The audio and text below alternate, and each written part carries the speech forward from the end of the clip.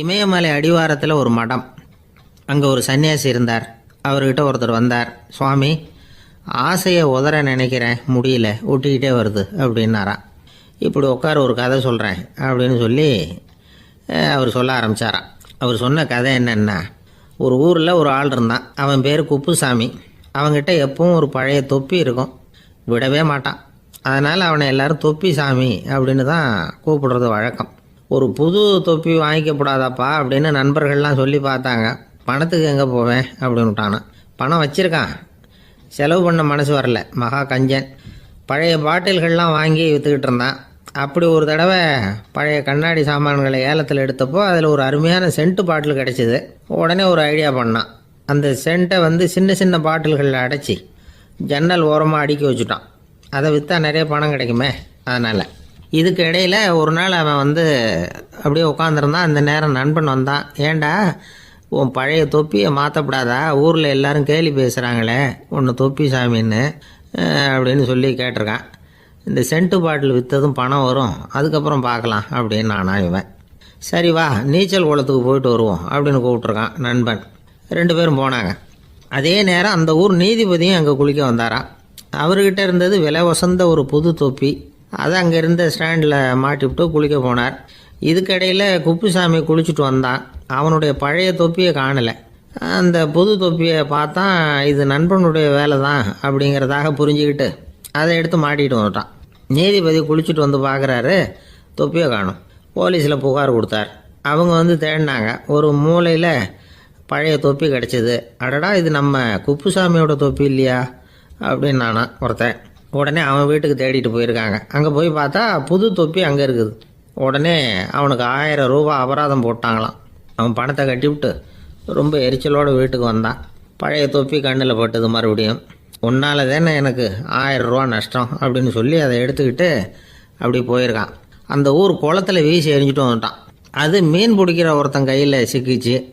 அவன் வர்ற வழியில் அதை எடுத்து வேகமாக வீசி எறிஞ்சான். அது நேராக குப்புசாமி வீட்டு ஜன்னல் வழியாக உள்ளே இந்த சென்ட்டு பாட்டில்கள் மேலே விழுந்து எல்லாம் உடஞ்சி நொறுங்கி போச்சு. குப்புசாமி பார்த்தான். தோட்டத்தில் ஆழமாக ஒரு குழியை வெட்டினான்.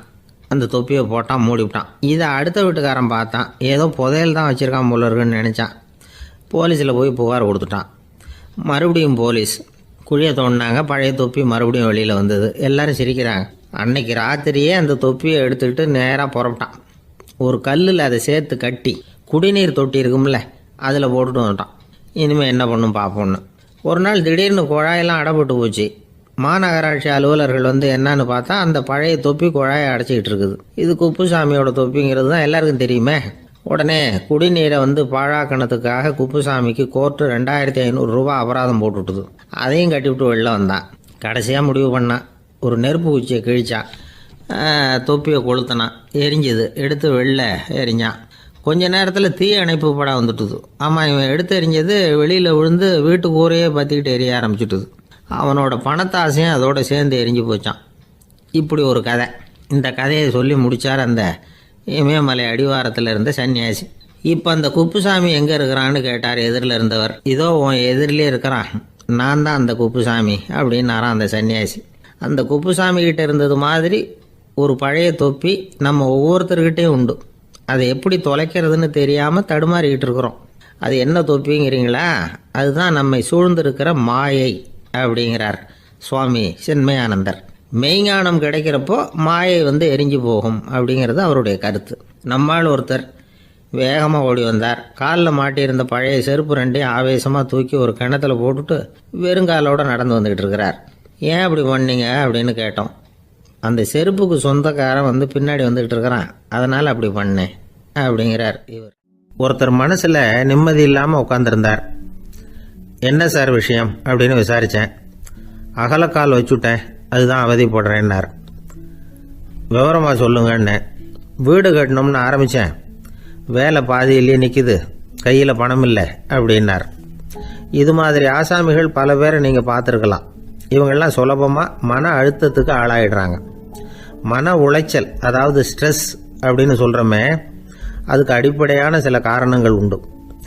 அதாவது மிகையாக திட்டமிடுதல் அப்படிங்கிறதும் ஒரு முக்கியமான காரணம். நடைமுறை சாத்தியம் என்னங்கிறத மனசில் வச்சுக்கிட்டு எந்த திட்டத்தையும் தீட்டணும், அப்போ தான் அது சரியாக வரும். ரெண்டாவது காரணம் என்ன தெரியுமா? ஒரே நேரத்தில் பல்வேறு செயல்களில் ஈடுபடுறது. தொலைபேசியில் பேசிக்கிட்டே கையில் இருக்கிற கடிதத்தை படிச்சுக்கிட்டே எதிரில் உட்காந்துக்கிட்டு இருக்கிறவருக்கும் அப்பப்போ பதில் சொல்லிக்கிட்டு மனசில் பல்வேறு சிந்தனைகளை அப்படியே ஓட விட்டுக்கிட்டு இருக்கிறது, இதுவும் மன அழுத்தத்தை உண்டாக்குது. மூணாவது காரணம், எதிலேயும் வெற்றி மட்டும் எதிர்பார்க்குற ஒருதலைப்பட்சமான ஆர்வம். நாம் தொட்டதெல்லாம் வெற்றியாகவே முடியணும் அப்படின்னு எதிர்பார்க்குறவங்க ஏதாவது ஒன்றில் தோல்வியை கண்டால் தோண்டு போயிடுறாங்க. எப்படியும் முடியலாம்ங்கிற எண்ணம் ஏற்கனவே நமக்குள்ளே இருந்துட்டுதுன்னா அந்த அவஸ்தை வராது. அதனால் அதுவும் நம்ம வளர்த்து கொள்ள வேண்டிய ஒரு குணம். மன உளைச்சல் ஏற்படுறதுக்கு இன்னொரு காரணம், எதையும் வேகமாக செஞ்சுடணும் அப்படிங்கிற துடிப்பு. அந்த துடிப்பே மனசை அழுத்த ஆரம்பிச்சிடும். எந்த ஒரு காரியத்திலையும் தாமதமோ இடையூறோ ஏற்பட்டால் அதை பொறுத்துக்கிற மனப்போக்கம் வேணும். அது இல்லாதவங்க அழுத்தத்துக்கு ஆளாயிடுறாங்க. சில பேர் வேலைன்னு எந்த நேரம் பார்த்தாலும் வேலையே கதின்னு கிடப்பாங்க. பொழுதுபோக்குக்கோ உடற்பயிற்சிக்கோ குடும்பத்தில் உள்ளவங்க அல்லது நண்பர்கள் கூட கலந்துரையாடவோ கொஞ்சம் கூட நேரம் ஒதுக்க மாட்டாங்க. இந்த சுபாவம் மன அழுத்தத்தை உண்டு பண்ணும். இதையெல்லாம் புரிஞ்சுக்கிட்டு அதிலிருந்து விடுபடுறது எப்படின்னு யோசிக்கணும். வல்லுநர்கள் இது தொடர்பாக சில யோசனைகளை சொல்லி வச்சிருக்கிறாங்க. அது என்னன்னா, வாழ்க்கைங்கிறது பிரச்சனைகளால் பின்னப்பட்ட ஒன்று. அது எப்போவுமே முடிவடையாத ஒரு தொடர்கதை அப்படிங்கிறத முதல்ல நாம் புரிஞ்சுக்கணும். ஒரே நேரத்தில் ஒரு காரியத்தில் மட்டுமே நாம் கவனம் செலுத்தணும். அடுத்தவங்க காரியத்தில் தலையிடக்கூடாது. எதையும் பேச ஆரம்பிக்கிறதுக்கு முன்னாடி நம்மை நாமே கேட்டுக்க வேண்டிய கேள்வி 2. 1, நான் சொல்ல போகிறது ரொம்ப முக்கியமானதா?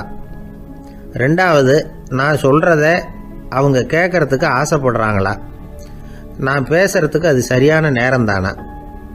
இதை யோசித்து பார்த்ததுக்கப்புறம் எதையும் பேச ஆரம்பிக்கணும். முடிஞ்ச அளவுக்கு வளைந்து போகிற சுபாவத்தை வளர்த்துக்கணும். நம்ம நேரம் விலை மதிப்பு இல்லாதது, அதை வீணாக்கக்கூடாது. சிரிக்க தெரியலனாலும் பரவாயில்ல, முகத்தில் கொஞ்சம் புன்முறுவலாவது காட்டணும். இதெல்லாம் ரொம்ப முக்கியம். அடுத்தவங்க ஏதாவது செஞ்சால் உடனே நன்றி சொல்ல மறக்கக்கூடாது. தினமும் கொஞ்சம் நேரத்தை தனிமையில் செலவு பண்ணணும். மன உளைச்சலிருந்து விடுபடுறதுக்கு 3 முக்கிய வழிகள் சொல்கிறாங்க. அதை சுருக்கமாக ரெட் அப்படின்னு சொல்கிறாங்க. RED ஆங்கில எழுத்தில். அந்த முதல் எழுத்து R, அது என்னென்னா ரிலாக்ஸேஷன், அதாவது இடை ஓய்வு. 2வது E எக்ஸர்சைஸ், உடற்பயிற்சி. 3வது டயட், திட்டமிட்ட உணவு முறை. அதனால் தியானம், மூச்சு பயிற்சி இதெல்லாம் இந்த இடை ஓய்வுக்கு வழிகள். எந்த வேலையையும் தொடர்ந்து செய்யக்கூடாது. எல்லார்கிட்டையும் கலகலப்பாக பழகணும். மாதத்துக்கு ஒரு நாளாவது குடும்பத்தோடு வெளியில் போயிட்டு வரணும். சுலபமான உடற்பயிற்சிகளை செய்யலாம். உடற்பயிற்சிங்கிறது நமக்காக நாம் செய்கிற ஒரு நீண்டகால முதலீடு அப்படின்னு சொல்லுவாங்க. அதாவது லாங் டேர்ம் இன்வெஸ்ட்மெண்ட்டாக. அளவோடு சாப்பிட்ணும், மெதுவாக சாப்பிட்ணும். இதெல்லாம் கொஞ்சம் மனசில் வச்சுக்கிட்டு நடந்துக்கிட்டால் மகிழ்ச்சியாக வாழலாம். சில பேர் சாப்பாட்டு விஷயத்தில் ரொம்ப அக்கறை எடுத்துக்கிறது உண்டு. ஒரு குண்டு ஆசாமி சாப்பிட உக்காந்தார். முதல்ல ஒரு மாத்திரை சாப்பிட்டார். எதுக்குன்னு கேட்டோம். பசி எடுக்கிறதுக்குன்னார். சாப்பிட்டு முடித்தார். பிறகு மறுபடியும் ஒரு மாத்திரை சாப்பிட்டார். இது எதுக்குன்னு கேட்டோம். சாப்பிட்டது ஜீரணமாகறதுக்கு அப்படின்னார். ஒரு அரசனும் அமைச்சரும் ஒரு நாள் ரொம்ப சாவகாசமாக பேசிக்கிட்டு இருந்தாங்களாம். அரசன் அமைச்சரை பார்த்து ஒரு கேள்வி கேட்டிருக்கார். ஏங்க அமைச்சரே, ஆசை இல்லாத ஒரு மனுஷனால் இருக்க முடியுமா அப்படின்னு. ஏன் முடியாது? துறவி அப்படிங்கிறவங்கெல்லாம் அப்படிப்பட்டவங்க தானே அப்படின்னாராம் அமைச்சர். அவங்கெல்லாம் உண்மையிலேயே ஆசையை விட்டவங்க தானே அப்படின்னு கேட்டாரா ராஜா. அப்படி தான் இருக்கணும் அப்படின்னாராம் அமைச்சர். அப்படின்னா ஆசையே இல்லாத ஒரு உண்மையான துறவியை நான் பார்க்கணுமேன்னார். அது என்ன பிரமாதம், அதுக்கு நான் ஏற்பாடு பண்ணுறேன் அப்படின்னு விட்டார் இவர். சொல்லிவிட்டு உடனே புறப்பட்டு போனார். அங்கே தேடினார். அப்புறம் தான் அவருக்கு புரிஞ்சுது உண்மை துறவியை கண்டுபிடிக்கிறது எவ்வளவு கஷ்டமான காரியம்னு. இருந்தாலும் ராஜா கிட்ட சொல்லியாச்சே உண்மை துறவியை காட்டுறேன்னு. இப்போ என்ன பண்ணுறது? ராஜா கிட்ட சொன்னபடி நடக்கலைன்னா அவருக்கு கோபம் வந்துடும். அமைச்சர் ஒரு யோசனை பண்ணார். அவருக்கு ஒரு வழி தெரிஞ்சுது. அதுதான் சரின்னு முடிவு பண்ணார். அதாவது அந்த ஊரில் அவருக்கு தெரிஞ்ச நாடக நடிகர் ஒருத்தர் இருக்கிறார். நல்லா நடிப்பார். அவரை போய் பார்த்தார். இதை பாருப்பா, எனக்காக நீ ஒரு காரியம் செய்யணும்னார். என்னன்னு கேட்டார் அவர். நீ ஒரு துறவி மாதிரி கொஞ்ச நேரத்துக்கு நடிக்கணும். ராஜா உன்னை பார்த்துட்டு போகிற வரைக்கும் நடி, அது போதும் அதுக்காக உனக்கு 10,000 ரூபா தரேன் அப்படின்னார். அவர் எந்த காலத்தில் இவ்வளவு பணத்தை மொத்தமாக பார்த்துருக்கார். அதனால் உடனே சரின்னு ஒத்துக்கிட்டார். அமைச்சர் அரண்மனைக்கு திரும்பி வந்தார். என்ன அமைச்சரே, இன்னுமா ஒரு உண்மையான துறவி கிடைக்கலன்னார். உண்மையான துறவி ஒருத்தரை இப்போ தான் கொஞ்ச நேரத்துக்கு முன்னாடி பார்த்து பேசிவிட்டு வர்றேன். அவர் நம்ம ஊருக்கு வெளியில் குளத்தங்கரையில் உள்ள ஒரு ஆலமரத்துக்கு அடியில் உட்காந்துருக்கிறார் அப்படின்னார் இவர். அப்படின்னா உடனே புறப்படுங்க அப்படின்னார் ராஜா. பரிவாரங்களோடு புறப்பட்டார். அங்கே அந்த மரத்தடியில் அந்த ஆள் வேஷம் போட்டுக்கிட்டு துறவி மாதிரி உட்காந்துருக்கிறான். ராஜா நேராக போனார். அந்த துறவி காலில் பொத்துன்னு விழுந்து வணங்கினார். உடனே ராணி அவர் காலில் விழுந்தாங்க. அடுத்தபடியாக அமைச்சர் விழுந்தார். அவருக்கு தெரியும் இது நம்ம ஆள் தான்னு. இருந்தாலும் என்ன பண்ணுறது, நேரம். அப்புறம் பரிவாரங்கள்லாம் துறவி காலில் விழுந்து ஆசீர்வாதம் வாங்கிட்டாங்க. ராஜா அப்புறமா தங்கத்தட்டில் பொண்ணையும் பொருளையும் வச்சு அந்த துறவிகிட்ட ரொம்ப பணிவாக நீட்டுறார். தாங்கள் தயவு பண்ணி இதை ஏற்றுக்கணும் அப்படின்னு வேண்டிக்கிட்டார். அந்த துறவி பற்று இல்லாமல் அதை பார்த்தார். எல்லாத்தையும் திறந்துட்ட எனக்கு இதெல்லாம் எதுக்காக அப்படின்னு சொல்லி அதை மறுத்துட்டாராம். ஆஹா, உண்மையான துறவியை பார்த்துட்டோம் அப்படிங்கிற ஆனந்தம் அரசருக்கு. ரொம்ப நிம்மதியாக திருப்தியாக திரும்பி வந்தார் அரண்மனைக்கு. அதுக்கப்புறம் அமைச்சர் யாருக்கும் தெரியாமல் அந்த துறவிகிட்ட ஓடினார். சொன்ன பிரகாரம் பணத்தை நீட்டினார். இந்தப்பா, நான் உங்ககிட்ட சொன்னபடி 10,000 ரூபா பணம் எடுத்துக்கோ அப்படின்னார். அந்த ஆள் ராஜா கிட்ட சொன்னது மாதிரியே எல்லாத்தையும் திறந்துட்டோம் எனக்கு இதெல்லாம் எதுக்காக வேணாம் அப்படின்னு விட்டாரான். நடித்த வரைக்கும் போதும்ப்பா, இனிமேல் இந்த நாடக வசனம்லாம் வேணாம், வேஷத்தை கலைச்சிரு, பணத்தை வாங்கிக்கோன்னார். இல்லைங்க, இது வேஷம் இல்லை, இது வசனமும் இல்லை, இது உண்மை. கொஞ்ச நேரம் துறவி மாதிரி நடித்ததுக்கே இந்த தேசத்து ராஜா ராணி அமைச்சர் பரிவாரங்கள் எல்லாம் என் காலில் விழுந்து வணங்குறாங்க. அப்படின்னா உண்மையான துறவியாக இருக்கிறது எவ்வளவு பெருமையான விஷயம். நான் உண்மையான துறவியாக ஆக போகிறேன், அப்படி முடிவும் பண்ணிட்டேன் அப்படின்னார் அந்த நடிகர். வேஷம் கூட எப்படிப்பட்ட விளைவுகளை உண்டு பண்ணுது பார்த்தீங்களா. நம்மால் ஒருத்தன் ரொம்ப வசதியாக தான் இருந்தான். ஒரு நாள் அவன் சொத்து பூரா திருட்டு போட்டுது. அதுக்கப்புறம் இவன் துறவி மாதிரி ஆயிட்டான். ஊர் ஊராக சுற்றினான். ஒரு குருநாதரை தேடி கண்டுபிடிச்சான். அவர்கிட்ட சீடனாக சேர்ந்துக்கிட்டான். அவனை பார்த்து ஒருத்தர் கேட்டார், நீ உண்மையான சீடன் தானான்னு. இல்லைங்க, சீடன் மாதிரி நடிச்சுக்கிட்டு இருக்கிறேன் அப்படின்னா. அது குரு துரோகம் இல்லையா அப்படின்னு கேட்டார் அவர். இல்லைங்க, நான் பண்ணது குரு துரோகம் இல்லை, என் குரு பண்ணது தான் துரோகம். என்னுடைய பணத்தை கொள்ளையடிச்சது இவர் தான். அதை எங்கே வச்சிருக்காருன்னு கண்டுபிடிக்கிறதுக்காக தான் இவர்கிட்ட சீடனா சேர்ந்துருக்கிறேன் அப்படின்னானா. காசி தேசத்தில் ஒரு வேடன் இருந்தானா. அவன் வழக்கம் போல காட்டுக்கு வேட்டையாட போயிருக்கிறான். ஒரு மானுக்கு நேராக குறி பார்த்து அம்பை விட்டுருக்கான். குறி தவறி போய் அந்த அம்பு ஒரு பெரிய மரத்து மேலே போய் குத்திக்கிட்டுது. விஷம் தடவுன அம்பு. அதனால மரம் வீணா போயிட்டுது. அதுல இருந்த இலை காய் எல்லாம் உதிர ஆரம்பிச்சுட்டுது. கொஞ்ச நாள்ல அந்த மரம் பூரா காஞ்சி அப்படியே பட்டு போச்சு. அந்த மரத்துல ஒரு பொந்து, அதுல ஒரு கிளி ரொம்ப காலமா இருந்துகிட்டு இருக்குது. அந்த மரம் நல்லபடியா வளமா இருந்த காலத்துல நிறைய பறவைகள் அதுல தங்கி இருந்தது. மரம் காய ஆரம்பிச்சதும் அந்த பறவையெல்லாம் யோசிக்க ஆரம்பிச்சது. சரி, இனிமே இந்த மரம் நமக்கு சரிப்பட்டு வராது, வேற இடம் பார்க்க வேண்டியதுதான் அப்படின்னு நினைச்சு ஒவ்வொன்னா பறந்து போக ஆரம்பிச்சுட்டுது. கடைசியில தங்கி இருந்தது அந்த ஒரு கிளி மட்டும்தான். அது அந்த மரத்தை விட்டுட்டு எங்கேயும் போறதுக்கு பிரியப்படல. ஏன்னா அதுக்கு அந்த மரத்து மேல அவ்வளவு அன்பு. இறை தேடுறதுக்கு கூட அந்த கிளி வெளியே போறதில்ல. சாப்பிடாம இருந்தா உடம்பு என்னத்துக்கு ஆகும். கிளி ரொம்ப வாடி போயிட்டுது. சத்தம் போட்டு கத்த கூட அதால முடியல. அந்த கிளி இப்படி நடந்துக்கிறது தேவலோகத்துல இருந்த இந்திரனுக்கே ரொம்ப ஆச்சரியமா இருந்துதான். நேர்ல போய் அந்த கிளிய பார்த்துட்டு வந்தா தேவையில்லைன்னு தோணுச்சு அவனுக்கு. உடனே தேவலோகத்தில இருந்து புறப்பட்டு பூலோகத்துக்கு சேர்ந்தான் இந்திரன்.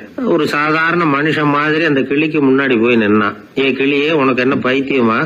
இந்த மரத்துல இலையும் இல்ல காயும் இல்ல, கிளையெல்லாம் காஞ்சி போய் எப்போ ஒடிஞ்சு விழலாம்னு நேரம் பார்த்துக்கிட்டு இருக்குது. நீ இன்னமும் இதையே கட்டிக்கிட்டு அழுதுகிட்டு இருக்கிறிய. உன் கூட இருந்த மற்ற பறவைகள்லாம் பாத்தியா? இதே காட்டுல உள்ள செழிப்பான மரங்கள்ல போய் கூடு கட்டிக்கிட்டு சுகமா இருந்துகிட்டு இருக்கு. நீ மட்டும் ஏன் இப்படி கஷ்டப்படணும் அப்படின்னு கேட்டான் இந்திரன். கிளியை சும்மா சோதிக்கிறதுக்காக தான் அப்படி கேட்டிருக்கான். அந்த கிளிக்கு தவ வலிமை அதிகம். அதனால வந்திருக்கிறது இந்திரன் தாங்கிறது அதுக்கு புரிஞ்சு போச்சு. தேவேந்திரா, நான் இந்த மரத்துல தான் பிறந்தேன் வளர்ந்தேன். சின்ன வயசுல இருந்து என்னை வளர்த்து காப்பாத்தி ஆளாகினது இந்த மரம் தான். எனக்கு பசி எடுத்தப்போ பழம் கொடுத்தது இந்த மரம் தான். எனக்கு ஆபத்து வந்தப்போ அடைக்கலம் கொடுத்தது இந்த மரம் தான். இப்போ இந்த மரம் கஷ்ட திசையில இருக்குது. இந்த நேரத்துல நான் மட்டும் நல்லா இருந்தா போதும்னு நினைக்கலாமா? அது சுயநலம் இல்லையா? இப்படி இது துன்பப்படுற காலத்துல நானும் இது கூட இருந்து துன்பத்தை சகிச்சுக்கிறது தான் நியாயம். உதவி செஞ்சவங்களை உதறி தள்ளுறது நல்லது இல்லைங்கிறது உங்களுக்கே தெரியும். என்னோட நல்ல விரதத்தை குலைக்கிறது மாதிரி அல்லவா இருக்குது நீங்க சொல்றது. தேவர்களுக்கு ஏற்படுற சந்தேகங்களையே தீர்த்து வைக்கக்கூடிய நிலைமையில இருக்கிற நீங்க எனக்கு இப்படி உபதேசம் பண்ணலாமா அப்படின்னு கேட்டுதான் கிளி. இந்திரனுக்கு ரொம்ப மகிழ்ச்சி. இத கேட்டதும் கிளியே, நண்பர்கள்னா உன்ன மாதிரி இருக்கணும். பொதுவா ஒருத்தர் நல்லா இருக்கிறப்போ அவரை சுத்தி நிறைய பேர் இருப்பாங்க. அவர் கொஞ்சம் வீணா போயிட்டா அத்தனை பேரும் ஓடி போடுவாங்க. நீ அது மாதிரி இல்ல, சுகத்தையும் துக்கத்தையும் சமமா எடுத்துக்கிட்ட. உன்னை பாராட்டுறேன். உனக்கு விருப்பமான வரம் ஏதாவது கேளு தரேன் அப்படின்னாராம் இந்திரன். கிளி என்ன வரம் கேட்டது தெரியுமா? இந்த மரம் மறுபடியும் முன்னாடி இருந்தது மாதிரியே இலை பூ கனிகளோட செழிப்பா இருக்கணும் அப்படின்னு கேட்டுக்கிட்டு தான். அப்படியே தந்தேன்னாரு இந்திரன். அடுத்த வினாடியே மரம் முன்னாடி இருந்ததை விட செழிப்பா பூத்து குலுங்க ஆரம்பிச்சுட்டுது. அந்த கிளியும் ரொம்ப நாள் சந்தோஷமா வாழ்ந்துட்டு அதுக்கப்புறம் இந்திரலோகம் போய் சேர்ந்துதான். மகாபாரதத்துல பீஷ்மர் தர்மருக்கு இந்த கதையை சொல்றார்.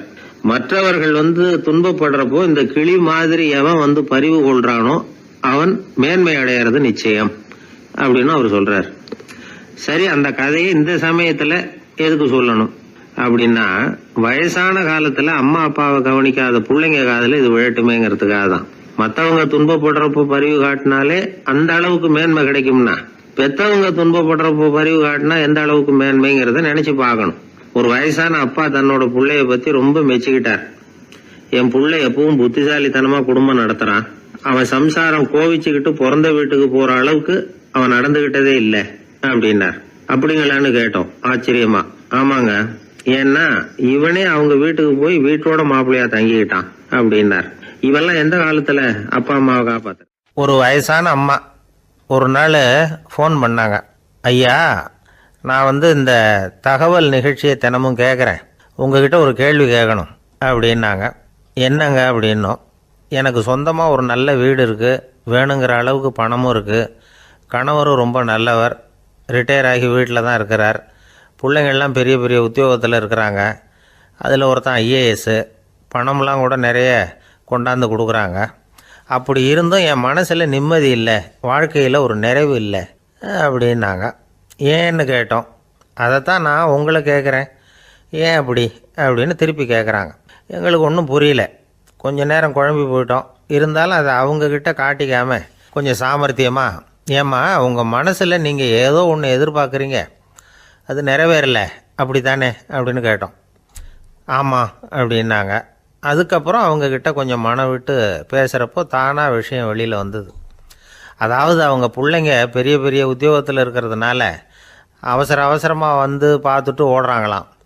ஆசையாக அம்மான்னு கூப்பிட்டுக்கிட்டு கிட்ட உட்காந்து கொஞ்ச நேரமாவது என்கிட்ட பேசினா தானே என் மனசு கொஞ்சம் நிம்மதியாக இருக்கும். அது அவங்களுக்கு தெரிய மாட்டேங்குதே அப்படிங்கிறாங்க. இதுதான் அவங்களுடைய ஏக்கம். இந்த ஏக்கம் அந்த தாயின் மனசில் இருந்துக்கிட்டு இருக்குது. இப்படி மகனுடைய அன்புக்காக மட்டுமே ஏங்குற தாய்மார்கள் பல பேர் இருக்கிறாங்க இந்த உலகத்தில். இதை நினைக்கிறப்போ ஒரு வெளிநாட்டு நாடோடி கதை ஞாபகத்தில் வருது. அதாவது கடவுள் படைப்பு தொழிலில் ரொம்ப மும்முரமாக ஈடுபட்டுக்கிட்டு இருந்தாராம். மீன்களை படைச்சாராம், பறவைகளை படைச்சாராம், விலங்குகளை படைச்சாராம். அவருக்கு திருப்தி ஏற்படலை. அதுக்கப்புறம் மனிதர்களை படைச்சிருக்கிறார். அப்பவும் அவருக்கு மன நிறைவு ஏற்படலையாம். கடைசியாக தன்னுடைய சக்தி முழுசையும் பயன்படுத்தி குறையே இல்லாத அளவுக்கு ஒரு படைப்பை உருவாக்கினாராம். அந்த உன்னதமான ஒரு படைப்பு அதுதான் பெண், அதாவது தாய். இப்படி உருவாக்கி எல்லாரையும் இந்த உலகத்தில் விட்டுவிட்டாராம். அதுக்கப்புறம் கொஞ்ச காலம் கழித்து தன்னுடைய தேவியை அழைச்சிக்கிட்டு இந்த பூலோகத்துக்கு வந்திருக்கிறார். தன்னுடைய குறையில்லாத படைப்பாகிய பெண்ணை பார்த்தாராம். ஏம்மா, உனக்கு இன்னும் ஏதாவது குறை இருந்தால் சொல்லு, அதையும் நிவர்த்தி பண்ணி விடுறேன் அப்படின்னாராம். அந்த அம்மா பார்த்துருக்காங்க. சுவாமி, எனக்கு நீங்கள் கொடுத்துருக்கிறது 2 கை. என்னுடைய பிள்ளைகளுக்கு சேவை செய்கிறதுக்கு இந்த 2 கை பத்தலை, அதனால் இன்னும் ஒரு 2 கை கொடுத்தா தேவலை அப்படின்னாங்களாம். கடவுள் பார்த்தார். அதனால் என்ன, அப்படியே செஞ்சுடலாம், இதோ அதுக்கான வரம் கொடுத்துட்டேன் அப்படின்னார். அந்த அம்மாவுக்கு இப்போ 4 கை ஆகிட்டுது. 4 கையாலேயும் குழந்தைகளுக்கு சேவை செய்ய ஆரம்பிச்சிட்டாங்க. கடவுள் திருப்தியாக திரும்பி போனார். அதுக்கப்புறம் கொஞ்ச காலம் கழித்து மறுபடியும் திரும்பி வந்தார் தேவியோட. பெண்ணை பார்த்தார். இப்போ என்னம்மா சந்தோஷந்தானே அப்படின்னாராம். அதுக்கு அந்த அம்மா, சந்தோஷந்தான், இருந்தாலும் இப்போ எனக்கு இருக்கிற 2 காலும் போதில்லை, இன்னும் ஒரு 2 கால் இருந்தால் தேவையில்லை, நிறைய ஓடி ஆடி பிள்ளைகளுக்காக வேலை செய்ய வேண்டியிருக்குது அப்படின்னு நாங்களாம். சரின்னு சொல்லி 4 கால் இருக்கிறது மாதிரி செஞ்சுட்டு போயிட்டார் கடவுள். மறுபடியும் கொஞ்ச நாள் கழித்து தேவி சொன்னாங்க கடவுள்கிட்ட, நீங்கள் என்ன தான் முயற்சி பண்ணினாலும் முழுமையான ஒரு படைப்பை உங்களால் உருவாக்க முடியாது, அப்படி தான் நான் நினைக்கிறேன் அப்படின்னாங்களாம். அப்படியா சொல்கிறேன், வா அந்த பொண்ணை பார்த்துட்டு வருவோம் அப்படின்னு புறப்பட்டு இங்கே வந்தாங்களாம். இங்கே வந்து பார்த்தா 4 கால் 4 கையோடு அந்த பொண்ணு ஒரு செவுத்தில் சாஞ்சி உட்காந்து அழுதுகிட்டு இருக்குது. இப்போ தேவி அந்த பொண்ணை சுட்டி காட்டி கடவுள்கிட்ட கேட்டாங்களாம், ஏங்க நீங்கள் அந்த பொண்ணுக்கு கையை கொடுத்தீங்க காலை கொடுத்தீங்க, சரி, அந்த கண்ணீரையும் எதுக்காக கொடுத்தீங்க அப்படின்னு கேட்டாங்களாம். அதுக்கு கடவுள் சொன்னாராம், கையை கொடுத்தது நான் தான், காலை கொடுத்தது நான் தான், ஆனால் அந்த கண்ணீரை கொடுத்தது நான் இல்லை, அதை கொடுத்தது அந்த அம்மாவோட பிள்ளைங்க அப்படின்னாராம். இன்றைக்கும் அப்படி தான் பல பிள்ளைங்க அவங்க அம்மாவுக்கு கண்ணீரை தான் கொடுத்துக்கிட்டு இருக்கிறாங்க. அம்மாவை மதிக்கிற பிள்ளைங்க தான் இன்றைக்கி நல்லபடியாக இருக்கிறாங்கங்கிறது அவங்களுக்கு தெரியறதில்ல. இந்த காலத்து பிள்ளையாண்டான் ஒருத்தன் அவங்க அம்மாக்கிட்டேயும் நல்ல பிள்ளையாக நடந்துக்குவான், மனைவிக்கிட்டேயும் நல்ல கணவனாக நடந்துக்குவான், ரொம்ப சாமர்த்தியம். ஒரு நாள் அவங்ககிட்ட கேட்டாங்க, ஏன்பா உங்கள் அம்மாவும் உன் மனைவியும் சண்டை போட்டுக்கிட்டா நீ எந்த பக்கம் அப்படின்னாங்களாம். வீட்டுக்கு வெளிப்பக்கம் அப்படின்னானான். அவன் நம்மளை மாதிரி ஒரு ஆசாமி, அவன் நம்மளை மாதிரியே கற்பனை பண்ணான். அதாவது நாம தான் இந்த உலகத்தில் ரொம்பவும் கஷ்டப்படுறோம், மற்றவங்கெல்லாம் சந்தோஷமாக இருக்கிறாங்க அப்படின்னு அவன் நினச்சிக்கிட்டான். அவன் ஒரு நாள் கடவுளை வேண்டிக்கிட்டானான், சுவாமி இந்த உலகத்தில் எவ்வளவோ பேர் இருக்கிறாங்க, ஒவ்வொருத்தருக்கும் ஒவ்வொரு விதமான கஷ்டம் இருக்கலாம், ஒத்துக்கிறேன், இருந்தாலும் எனக்கு அது கொஞ்சம் அதிகமாக இருக்கிறது மாதிரி தெரியுது, அதனால் நீங்கள் எனக்காக ஒரு சின்ன உதவி செஞ்சால் போதும். அது வேற ஒன்றும் இல்லை, என்கிட்ட இருக்கிற துயரங்களை இன்னொருத்தர் யாருக்கிட்டையாவது கொடுத்துருங்க, அவர்கிட்ட இருக்கிற துயரங்களை என்கிட்ட மாற்றி கொடுத்துருங்க, ஒரு மியூச்சுவல் டிரான்ஸ்ஃபர், அவ்வளவுதான், அப்படி பண்ணிவிட்டா போதும் அப்படின்னு வேண்டிக்கிட்டானான். அன்னைக்கு ராத்திரியே அவன் ஒரு கனவு கண்டிருக்கான். வானத்திலிருந்து ஒரு குரல் கேட்டிருக்கு. அது என்ன சொல்லிச்சு தெரியுமா? ஏ ஜனங்களே, எல்லாரும் அவங்கவுங்க கஷ்டங்களை ஒரு பையில போட்டு எடுத்துக்குங்க, அப்படி எடுத்துக்கிட்டு நேராக இந்த ஊர் எல்லையில் இருக்கிற கோயிலுக்கு வந்து சேருங்க அப்படின்னு அந்த குரல். ஆஹா, கடவுள் நம்ம பிரார்த்தனைக்கு செவி சாய்ச்சுட்டார் அப்படின்னு சந்தோஷப்பட்டான் இவன். உடனே என்ன பண்ணான், தன்கிட்ட இருந்த கஷ்டத்தையெல்லாம் ஒரு சாக்கு பையில போட்டு எடுத்துக்கிட்டான். வீட்டை விட்டு வெளியில வந்தான். தெருவில் இறங்கி நடக்கிறான். அங்க பார்த்தா ஏகப்பட்ட பேர் ஆளுக்கு ஒரு பைய தூக்கிக்கிட்டு கோயிலுக்கு போயிட்டு இருக்கிறாங்க. சில பேர் மூட்டையா கட்டி தலையில சுமந்துக்கிட்டு போயிட்டு இருக்கிறாங்க. இவன் பார்த்தான். இவனுக்கு ரொம்ப ஆச்சரியமா இருந்தது. ஏன்னா எல்லாரும் வச்சிருக்கிற பைய இவன் பைய விட பெருசா இருந்தது. இவன் பை தான் இருக்கிறதுலயே கொஞ்சம் சின்னதா தெரிஞ்சது. இப்ப அவன் மறுபடியும் சாமியை வேண்டிக்கிட்டான், கடவுளே இப்ப உள்ள சூழ்நிலையை கவனிச்சா என்கிட்ட இருக்கிற பைய பரவாயில்லன்னு தோணுது, அதனால வேற பைய எதையும் மாத்த வேணாம், இதுவே பரவாயில்ல, இந்த பையோட திரும்பி வீட்டுக்கு போனா போதும்னு நினைக்கிறேன் அப்படின்னு எதோ நினைக்க ஆரம்பிச்சுட்டான் அவன். எல்லாரும் கோயிலுக்கு போய் சேர்ந்தாங்க. கோயில்ல அந்த குரல் மறுபடியும் கேட்டுது.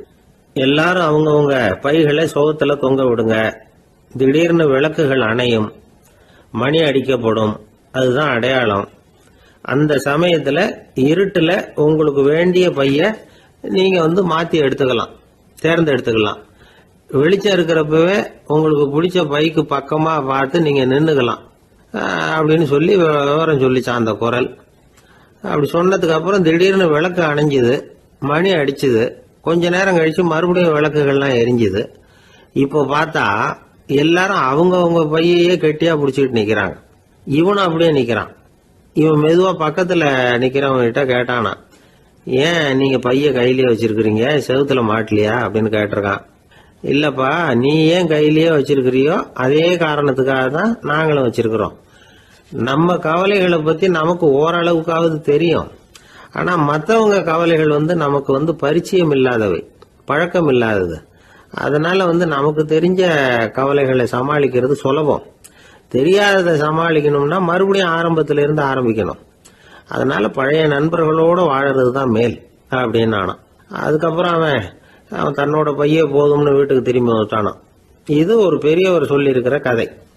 அதனால நம்ம கிட்ட இருக்கிற கஷ்டங்கள் தான் பெருசு, அதை இன்னொருத்தங்கிட்ட கொடுத்துட்டு மாத்திக்கலாம் அப்படின்னு நினைக்கிறது தப்பு. இதே மாதிரி இன்னொரு சம்பவம். ஒரு ஊர்ல ஒரு நாள் ராத்திரி ஆகாயத்திலிருந்து கடவுள் குரல் கேக்குது. இந்த ஊர்ல இருக்கிற ஜனங்கள்லாம் கொஞ்சம் கவனிங்க. உங்களுக்கு ஒரு செய்தி. அதாவது இங்க இருக்கிற ஜனங்கள்லயே கொஞ்சம் கூட கவலையே இல்லாத ஆள் யாருன்னு எனக்கு தெரியணும். அதனால எல்லாரும் அவங்க கவலைகளை ஒரு பையில போட்டு எடுத்துக்கிட்டு கோயிலுக்கு வாங்க அப்படின்னாரு கடவுள். உடனே வரிசையா எல்லாரும் வர ஆரம்பிச்சாங்க. எல்லார் கையிலயும் பை இருந்தது, சின்னதும் பெருசுமா. கவலையே இல்லாத ஆள் யாருன்னு தேடினார் கடவுள்.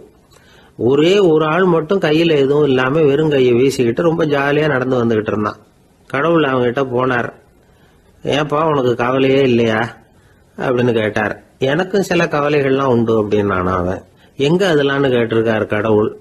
பின்னாடி லாரியில வந்துகிட்டு இருக்கு அப்படின்னு அவன். இந்த உலகத்துல எத்தனை வகையான மனிதர்கள் இருக்கிறாங்க, ஒவ்வொரு மனிதனுமே ஒவ்வொரு வகை அப்படிங்கிறாங்க விஞ்ஞானிகள். மனிதர்களை 3 வகையா பிரிக்கலாம் அப்படின்னு சொல்றாங்க மெய்ஞானிகள். இவங்களை பத்திலாம் ஏற்கனவே நாம பேசியிருக்கிறோம். இப்போ டாக்டர் எட்வர்டு பேட்ச் அப்படிங்கிற நிபுணர் என்ன சொல்றாரு தெரியுமா? மனிதர்களை 7 வகையா பிரிக்கலாம்ங்கிறார். மனிதர்களின் மனநிலை அடிப்படையில் அவங்களை 7 விதமா வகைப்படுத்துறார் அவர். சரி, அது என்ன 7 வகை? முதல் வகை என்னன்னா பயந்த குணம் உள்ளவங்க.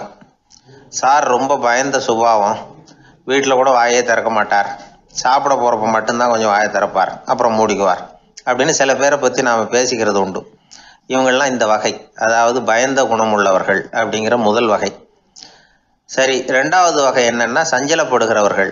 எதுக்கு எடுத்தாலும் கலக்கம், குழப்பம், இப்படியே காலம் தள்ளிட்டு இருப்பாங்க. பல பேர் பார்த்துருப்பீங்க. அவங்கெல்லாம் இந்த வகை. 3வது வகை என்னன்னா யதார்த்த உலகை மறந்து கற்பனை உலகத்திலேயே மிதக்கிறவங்க. இளைஞர்கள், கவிஞர்கள், இப்படி பல பேர் இருக்கிறாங்க. எப்போ பார்த்தாலும் கற்பனை உலகத்திலேயே மிதந்துக்கிட்டு இருப்பாங்க. கிட்டத்தில் போய் என்னங்க ஒரு மாதிரியா இருக்கிறீங்க அப்படின்னு கேட்டு பாருங்க. அவங்களெல்லாம் ஏதோ ஒரு அற்ப புழுவை பார்க்கறது மாதிரி அவங்கள பார்ப்பாங்க. அதுவும் அந்த வானத்து நிலாவை பாருங்கள், அது என்னை வா வான்னு கூப்பிடுது, எனக்கு சீக்கிரத்தில் ஒரு நாள் சிறகுகள் முளைக்கும், சிறகடித்து வானத்தில் பறந்து போவேன், அந்த செல்ல நிலாவை கொஞ்சிவிட்டு வருவேன், இப்படிலாம் பேசிக்கிட்டு இருப்பாங்க. கொஞ்சிறது அப்புறம் இருக்கட்டும், இப்போ கஞ்சிக்கு வழியே பாருப்பா அப்படின்னா அதை காதில் வாங்க மாட்டாங்க. நாம் ஏதோ இந்த உலகத்தை அனுபவிக்க தெரியாதவர்கள் மாதிரி நம்மளை அவங்க கவனிப்பாங்க. இப்படி ஒரு ரகம். 4வது வகை மனிதர்கள் எப்படின்னா, இவங்க தனிமை உணர்வு மிக்கவர்கள். இவங்க மற்றவங்களோட இயல்பா நெருங்கி பழகிறதில்ல, தான் உண்டு தன்னுடைய வேலை உண்டுன்னு இருந்துட்டு போறவங்க. அடுத்த வீட்டில் இருக்கிறவர் யார் அப்படின்னு கேட்டா கூட அடுத்த வீடுன்னு ஒன்று இருக்கா அப்படிங்கிறது மாதிரி நம்ம முகத்தை பார்ப்பாங்க. அவங்ககிட்ட மேற்கொண்டு நாம என்னத்தை பேச முடியும்? இப்படி ஒரு வகை. 5வது வகை மனிதர்கள் எப்படின்னா, இவங்க மற்றவங்க செல்வாக்குக்கு உட்பட மறுப்பவர்கள். அடுத்தவங்களோட செல்வாக்குக்கு இவங்க ஆட்படுறதில்ல. நான் யார் தெரியுமான்னு கேட்டா அதை தெரிஞ்சுட்டு எனக்கு என்ன ஆக போகுதும்பாங்க. இவங்கெல்லாம் அந்த ரகம். 6வது வகை மனிதர்கள் எப்பவும் எதுலேயும் பற்று இல்லாமல் இருக்கிறவங்க. இது ஒரு துறவு மனப்பான்மை. இயல்பாகவே சில பேர் இப்படி உண்டு, அவங்களுக்கு எதுலேயும் ஒரு ஈடுபாடு இருக்காது. அப்படிப்பட்டவங்கெல்லாம் 6வது வகை. 7வது வகை மனிதர்கள் மற்றவங்க கவலையை தன்னுடையதாக ஆக்கிக்கிட்டு கவலைப்படுறவங்க. இவங்கெல்லாம் மகாத்மாக்கள். தாம் வேறு அடுத்தவங்க வேறு அப்படிங்கிற எண்ணம் இவங்களுக்கு வர்றதில்லை. அதனால் அடுத்தவங்களுக்கு ஒரு துன்பம் வந்ததுன்னா இவங்களால சும்மா இருக்க முடியறதில்லை. ஆக கூடி இப்படி 7 விதமான மனிதர்களை அடையாளம் காட்டுறார் அந்த நிபுணர். இதில் நாம் எந்த வகையில் வர்றோம் அப்படிங்கிறத நாம தான் அடையாளம் கண்டுபிடிக்கணும். எனக்கு தெரிஞ்ச ஒரு மனிதர் உண்டு.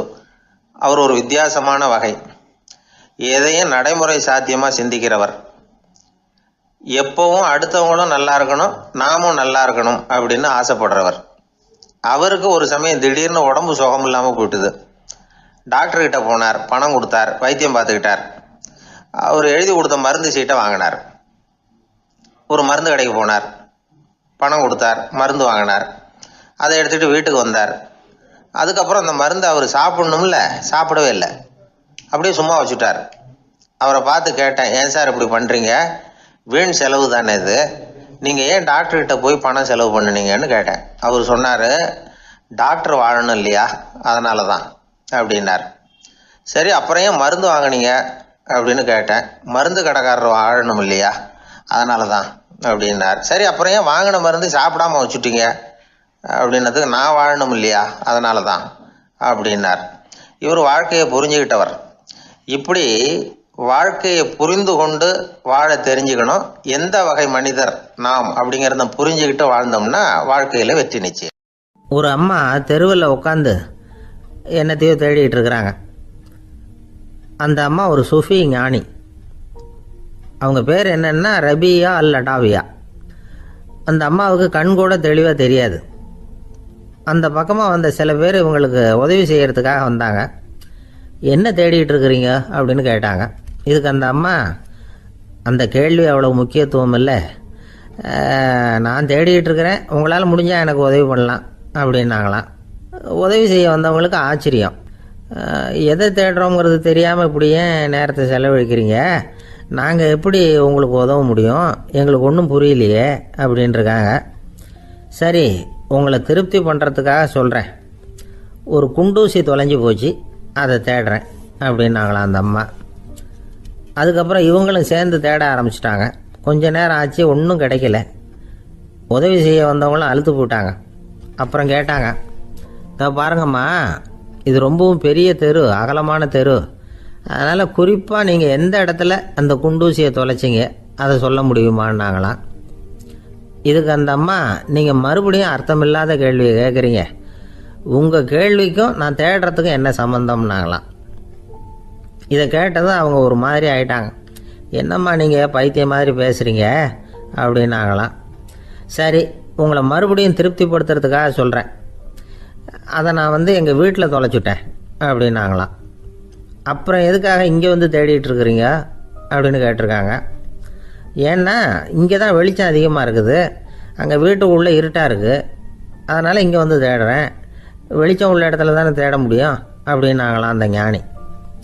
இந்த கதைக்கு என்ன அர்த்தங்கிறத பெரியவங்க சொல்கிறாங்க. அதாவது இந்த தேடுதல்ங்கிறது ஒரு வியாதி. அது நம்ம சதா அலைய வைக்கும், பைத்தியமாக மாற்றுறதுக்கு முயற்சி பண்ணோம். ஒரு காலம் அது நிறைவு அடையவே அடையாது. வாழ்வுங்கிறது ஒரு புரிந்து கொள்ள முடியாத, சதா இயங்கி கொண்டிருக்கிற ஒரு செயல். அதுக்கு ஆரம்பமும் இல்லை, முடிவும் கிடையாது. எதையோ தேடணும் அப்படிங்கிற உந்துதல் நமக்குள்ளே இருக்கும், ஆனால் குறிப்பாக எதை தேடிட்டு இருக்கிறோம் அப்படிங்கிறது புரியாது. அப்படி ஏதாவது ஒன்றை தேடி அடைஞ்சிடுறோம்னு வச்சுக்கோங்க, உடனே ஒரு அதிருப்தி வந்துடும். அதனால் வாழ்க்கைங்கிறது சலிப்பு நிறைந்தது அப்படிங்கிற எண்ணத்தை உண்டாக்கிக்கிறோம். ஒன்று அடைஞ்சதுக்கு அப்புறம் இன்னொன்று தேட ஆரம்பிச்சிருவோம்.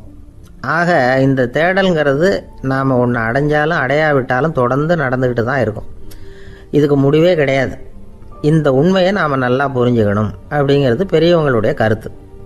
ஏழையும் தேடுறான், பணக்காரனும் தேடுறான், நோயாளியும் தேடுறான், நோய் இல்லாதவனும் தேடுறான், அதிகாரம் உள்ளவனும் தேடுறான், அதிகாரம் இல்லாதவனும் தேடுறான், முட்டாளும் தேடுறான், அறிவாளியும் தேடுறான். ஆனால் யாரும் இதை தான் தேடி சாதிக்க போகிறோம், இதுதான் முடிவு அப்படின்னு திட்டவட்டமாக சொன்னதில்லை. ஒன்று அடைஞ்சதும் இன்னொன்று தேட ஆரம்பிச்சிடுறாங்க, அவ்வளோதான். அதாவது உங்களின் தேடுபவர் உங்கள் உள்ளே தான் இருக்கிறார், அவரை தேடி கண்டுபிடியுங்கள். இதுதான் ஞானிகள் நமக்கு சொல்லுகிற ஒரு ஆலோசனை. நம்மால் ஒருத்தன் ஜெயிலில் இருந்தான்.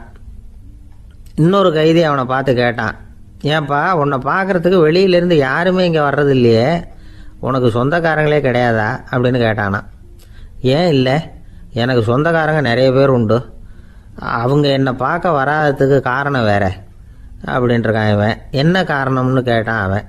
அதுக்கு இவன் சொன்னானா, அதுக்கு என்ன காரணம்னா அவங்க எல்லாரும் இங்கே உள்ளேயே இருக்கிறாங்க அப்படின்னான். ஒருத்தன் எப்படி நடந்துக்கிறாங்கிறத வச்சு தான் அந்த ஆள் எப்படிங்கிறத நாம் முடிவு பண்ணுறோம்.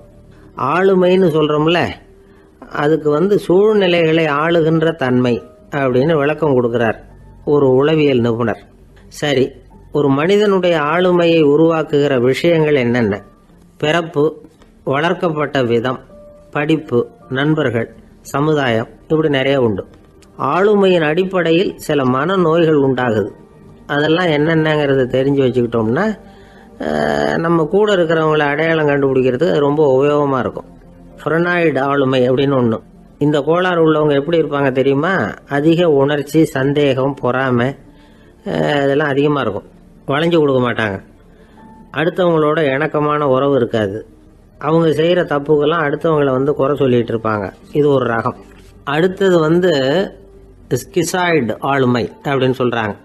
இந்த கோளாறு உள்ளவங்க அடுத்தவங்களோட பழக கூச்சப்படுவாங்க. சின்ன வயசுலேயே இது ஆரம்பமாயிடுது. பகல் கனவுலேயே சஞ்சரிப்பாங்க. அவங்களுடைய விரோதம், கோபம் இதை கூட வெளியில் காட்டிக்க முடியாமல் இருப்பாங்க.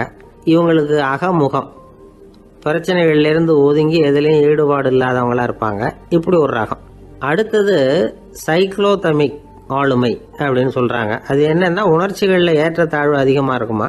சில சமயம் பார்த்தா மகிழ்ச்சியாக இருப்பாங்க, சில சமயம் சோகமாக உட்காந்துருப்பாங்க. அவங்க மனநிலைக்கு தகுந்த மாதிரி சமூக நிகழ்ச்சிகளில் பங்கெடுத்துக்குவாங்க. இன்னொரு வகை என்னென்னா எண்ணப்பீடிகை ஆளுமை அப்படின்னு பேர் வச்சிருக்கிறாங்க. அதுக்கு இவங்களுக்கெல்லாம் கரெக்டாக இருக்கணும், எல்லாம் சட்டத்திட்டம் எதுலேயும் ஒரு ஒழுங்குமுறை, இப்படி எதிர்பார்க்குற மனோபாவம். இவங்க எதிர்பார்ப்புக்கும் வரன்முறைக்கும் மற்றவங்க கட்டுப்படணும்னு நினைப்பாங்க. இந்த நிலைமை நீடிச்சா என்ன ஆகும் தெரியுமா? அலைக்கழிக்கிற எண்ணங்கள் திரும்ப திரும்ப ஒரே செயலை செய்ய தூண்டுற மன தளர்ச்சிக்கு ஆளாயிடுறாங்க. அடுத்தது ஹிஸ்டீரியா ஆளுமை. சின்ன விஷயத்தையெல்லாம் பெருசுப்படுத்தி நாடகமாக்குற நடிகர்கள் இவங்க. உணர்ச்சி அதிகம் உள்ளவங்க. இவங்க மன எழுச்சியில் பக்குவமின்மை, குழந்தைத்தனம், முதிர்ச்சியின்மை எல்லாம் இருக்கும். தன்னலம் மிக்க குணம், பிறர் தன்னை மட்டுமே கவனிக்கணும்னு நினச்சி செயல்படுறது, இதெல்லாம் இவங்க அடையாளம். அடுத்த ரகம் எப்படின்னா வளர்ச்சியற்ற ஆளுமைன்னு சொல்கிறாங்க. அடுத்தவங்களோட இணங்கி போக முடியாதவங்க, அறிவு, மன எழுச்சி, சமூக உறவு இதில் எல்லாம் போதுமான வளர்ச்சியையும் நிறைவையும் பெற முடியாதவங்க. இவங்களால வாழ்க்கையில் முன்னேற முடியாது. பிச்சைக்காரங்க, குற்றவாளிகள், இவங்ககிட்டெல்லாம் இது மாதிரியான ஆளுமை அதிகமாக இருக்குமா. அடுத்தது என்னென்னா சோர்வுடைய ஆளுமை. எதுலேயும் உற்சாகம் இல்லாமல் சோர்ந்து போயிருப்பாங்க. அதுக்கெல்லாம் நமக்கு வலிமை இல்லைப்பா அப்படின்னு சொல்லிட்டு இருப்பாங்க. சின்ன விஷயங்களுக்கெல்லாம் அதிர்ச்சி அடையிறது, வாழ்வின் சுவையை அனுபவிக்க முடியாதவங்க. இன்னொரு ரகம் இது கொதித்தெழும் ஆளுமைங்கிறாங்க. எதுக்கு எடுத்தாலும் ஆத்திரம், குரோதம், வன் செயல் இதுலெல்லாம் ஈடுபாடு, இப்படி உள்ளவங்க. நத்தை வகை ஆளுமை அப்படின்னு ஒன்று. அடுத்தவங்க மேலே விரோதம் இருக்கும், அடிக்கணுங்கிற எண்ணம் இருக்கும். ஆனால் அதை அப்படியே வெளியில் காட்டாமல் அதே சமயம் அமைதியான முறையில் வெறுப்பை வெளிக்காட்டுற ரகம். இவங்கெல்லாம் பேசாமல் கம்முன்னு இருந்துக்கிட்டே நினைச்சதை நிறைவேற்றிக்கிடுவாங்க. முன்ஜாக்கிரதை ஆளுமை அப்படின்னு ஒரு ரகமா. பாதுகாப்பின்மை, சந்தேகம், முழுமையின்மை, அறவேக்காட்டுத்தனம் இந்த மனப்போக்கு அதிகமாக இருக்கிறதுனால அகம்பாவம், புடிவாதம், எச்சரிக்கை எல்லாம் அளவுக்கு மீறி இருக்கும். இதுவரைக்கும் நாம் பேசிக்கிட்டு இருந்த ஆளுமை பண்புகள் அளவுக்கு அதிகமாக போயிட்டுதுன்னா ஆளுமை கோளாறுகள் ஏற்படும். அதன் அடிப்படையில் மனவியாதிகள் வருமா. அதனால் இணக்கமான, எல்லாரும் விரும்புகிற இயல்பான ஆளுமையை பெறுவதற்கு நாம் முயற்சி செய்யணும் அப்படிங்கிறது மனோதத்துவ நிபுணர்களுடைய ஆலோசனை. ஒருத்தர் ஒரு மனோதத்துவ டாக்டரை தேடிட்டு வந்தாராம். டாக்டர், எனக்கு மனசில் ஏதோ வியாதி, ஆளுமை கோளாறு, அதாவது எனக்கு சீக்கிரமாக செத்து போனால் தேவையில்லைன்னு தோணுது அப்படின்னாராம். உடனே அந்த டாக்டர், சரி அப்படின்னா இங்கே இருங்க, நான் வைத்தியம் பார்க்குறேன் அப்படின்னாராம். ஆந்திர நாட்டில் ஒரு அரசர் இருந்தார். அந்த அரசர்கிட்ட ஒரு அமைச்சர் இருந்தார். அந்த அமைச்சர் பேர் ராயண பாஸ்கர். அவர் ஒரு பெரிய அறிவாளி. அது மட்டும் இல்லை, மிகச்சிறந்த கொடையாளி. யார் எது கேட்டாலும் இல்லைன்னு சொல்ல மாட்டாராம். அதன் காரணமாகவே அவர்கிட்ட இருந்த செல்வம் நாளுக்கு நாள் குறைஞ்சிக்கிட்டே வந்துட்டு தான். கடைசியில் குடும்பத்துக்குன்னு எதுவும் வைக்காமலே அவர் போய் சேர்ந்துட்டார். மகனும் இறந்துட்டார். அந்த குடும்பத்தில் மிஞ்சி இருந்தது அவருடைய மருமகள், ஒரு பேரன், அவ்வளவுதான். இருந்த ஒரே சொத்து பழுதடைஞ்ச ஒரு வீடு. அந்த அம்மா மற்ற வீடுகளில் வேலை செஞ்சு தன்னுடைய பிள்ளைய படிக்க வச்சுக்கிட்டு வராங்க. அந்த புள்ள ஒரு பெரிய வள்ளலுடைய பேரன்கிறது அந்த பள்ளி வாத்தியார்களுக்கும் தெரியும். அதனால் அவங்களும் இவங்ககிட்ட கொஞ்சம் அன்பாகவும் அக்கறையாகவும் பழகி பாடம் சொல்லி கொடுத்துக்கிட்டு இருக்கிறாங்க. ஒரு நாள் ஒரு புகழ்பெற்ற கவிஞர் ஒருத்தர் அந்த பள்ளிக்கூடத்துக்கு வந்திருக்கிறார். ஆசிரியர்கள்கிட்ட பேசிக்கிட்டு இருந்தப்போ ஒரு செய்தியை சொன்னாராம். ராயண பாஸ்கருங்கிற வள்ளல் எனக்கு நிறைய உதவிகள் செஞ்சிருக்கார், என்னை பாராட்டி பரிசுகள்லாம் கொடுத்துருக்கிறார். அந்த வள்ளல் வாழ்ந்த கிராமத்தை பார்க்கணுங்கிறதுக்காக தான் இப்போ இங்கே வந்திருக்கிறேன் அப்படின்னாராம். ஆசிரியர் உடனே இந்த பையனை கூப்பிட்டு, இதை பாருங்கள், இவன் யார் தெரியுமா, நீங்கள் குறிப்பிடுகிற அந்த வள்ளலின் பேரன் அப்படின்னு அறிமுகப்படுத்தினாராம். கவிஞரின் கண்களில் ஆனந்த கண்ணீர். அந்த பரவச நிலையிலேயே அந்த வள்ளலை பற்றி கவி பாட ஆரம்பிச்சுட்டாராம். இந்த சின்ன பையன் அதை கேட்டிருக்கிறான். உடனே என்ன பண்ணான் தெரியுமோ, தன் கையில் அணிஞ்சிருந்த ஒரு பொன் வளையலை கழட்டி அந்த கவிஞருக்கு பரிசாக கொடுத்துட்டானான். எல்லாருக்கும் ஆச்சரியம். தாத்தா இருக்கும் நிலையில் கொடுத்தார், பேரன் இல்லாத நிலையிலையும் கொடுக்குறான். பையனை எல்லாரும் பாராட்டினாங்களாம். இருந்தாலும் அவனுக்குள்ள ஒரு பயம் எதுவாக ஆரம்பமாச்சு. பள்ளிக்கூடம் விட்டு வீட்டுக்கு வரும்பொழுது அந்த பயம் இன்னும் அதிகமாகிட்டுது. அம்மா என்ன சொல்லுவாங்களோ தெரியலையே, ஏதோ திடீர்னு தோணிச்சு வளையலை கட்டி கொடுக்கணும்னு கொடுத்துட்டோம். குடும்பம் இருக்கிற நிலையில் இப்படி நான் செஞ்சது தப்பா, வீட்டு செலவுக்கே அம்மா எவ்வளவு கஷ்டப்படுறாங்க, வீட்டுக்கு போனதும் என்ன நடக்குமோ தெரியலையே அப்படின்னு நினச்சி பயந்துக்கிட்டே அவன் வீட்டுக்குள்ளே அடி எடுத்து வைக்கிறான்.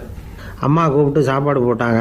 அவங்க கண்ணில் படக்கூடாதுங்கிறதுக்காக ஒரு கையை பின்னாடி மறைச்சிக்கிட்டே இருந்தான். அம்மா இதை கவனிச்சிட்டாங்க. ஏய், உன் கையை ஏன் அப்படி வச்சிருக்கிற, உன் கைக்கு என்னாச்சு, ஏதாவது அடிபட்டு போச்சா அப்படின்னு கேட்டுக்கிட்டே கையை எடுத்து பார்க்குறாங்க. வளையல காணலை. வளையல் எங்கே அப்படின்னு கேட்குறாங்க. இவன் தயங்கிக்கிட்டே நடந்ததை சொல்கிறான். அது கேட்டதும் அந்த அம்மாவோட முகம் கோபத்தால் சவுந்து போச்சான். முட்டாளே, என்ன காரியம் பண்ண அப்படின்னு கன்னத்தில் அரைஞ்சிட்டாங்களாம்.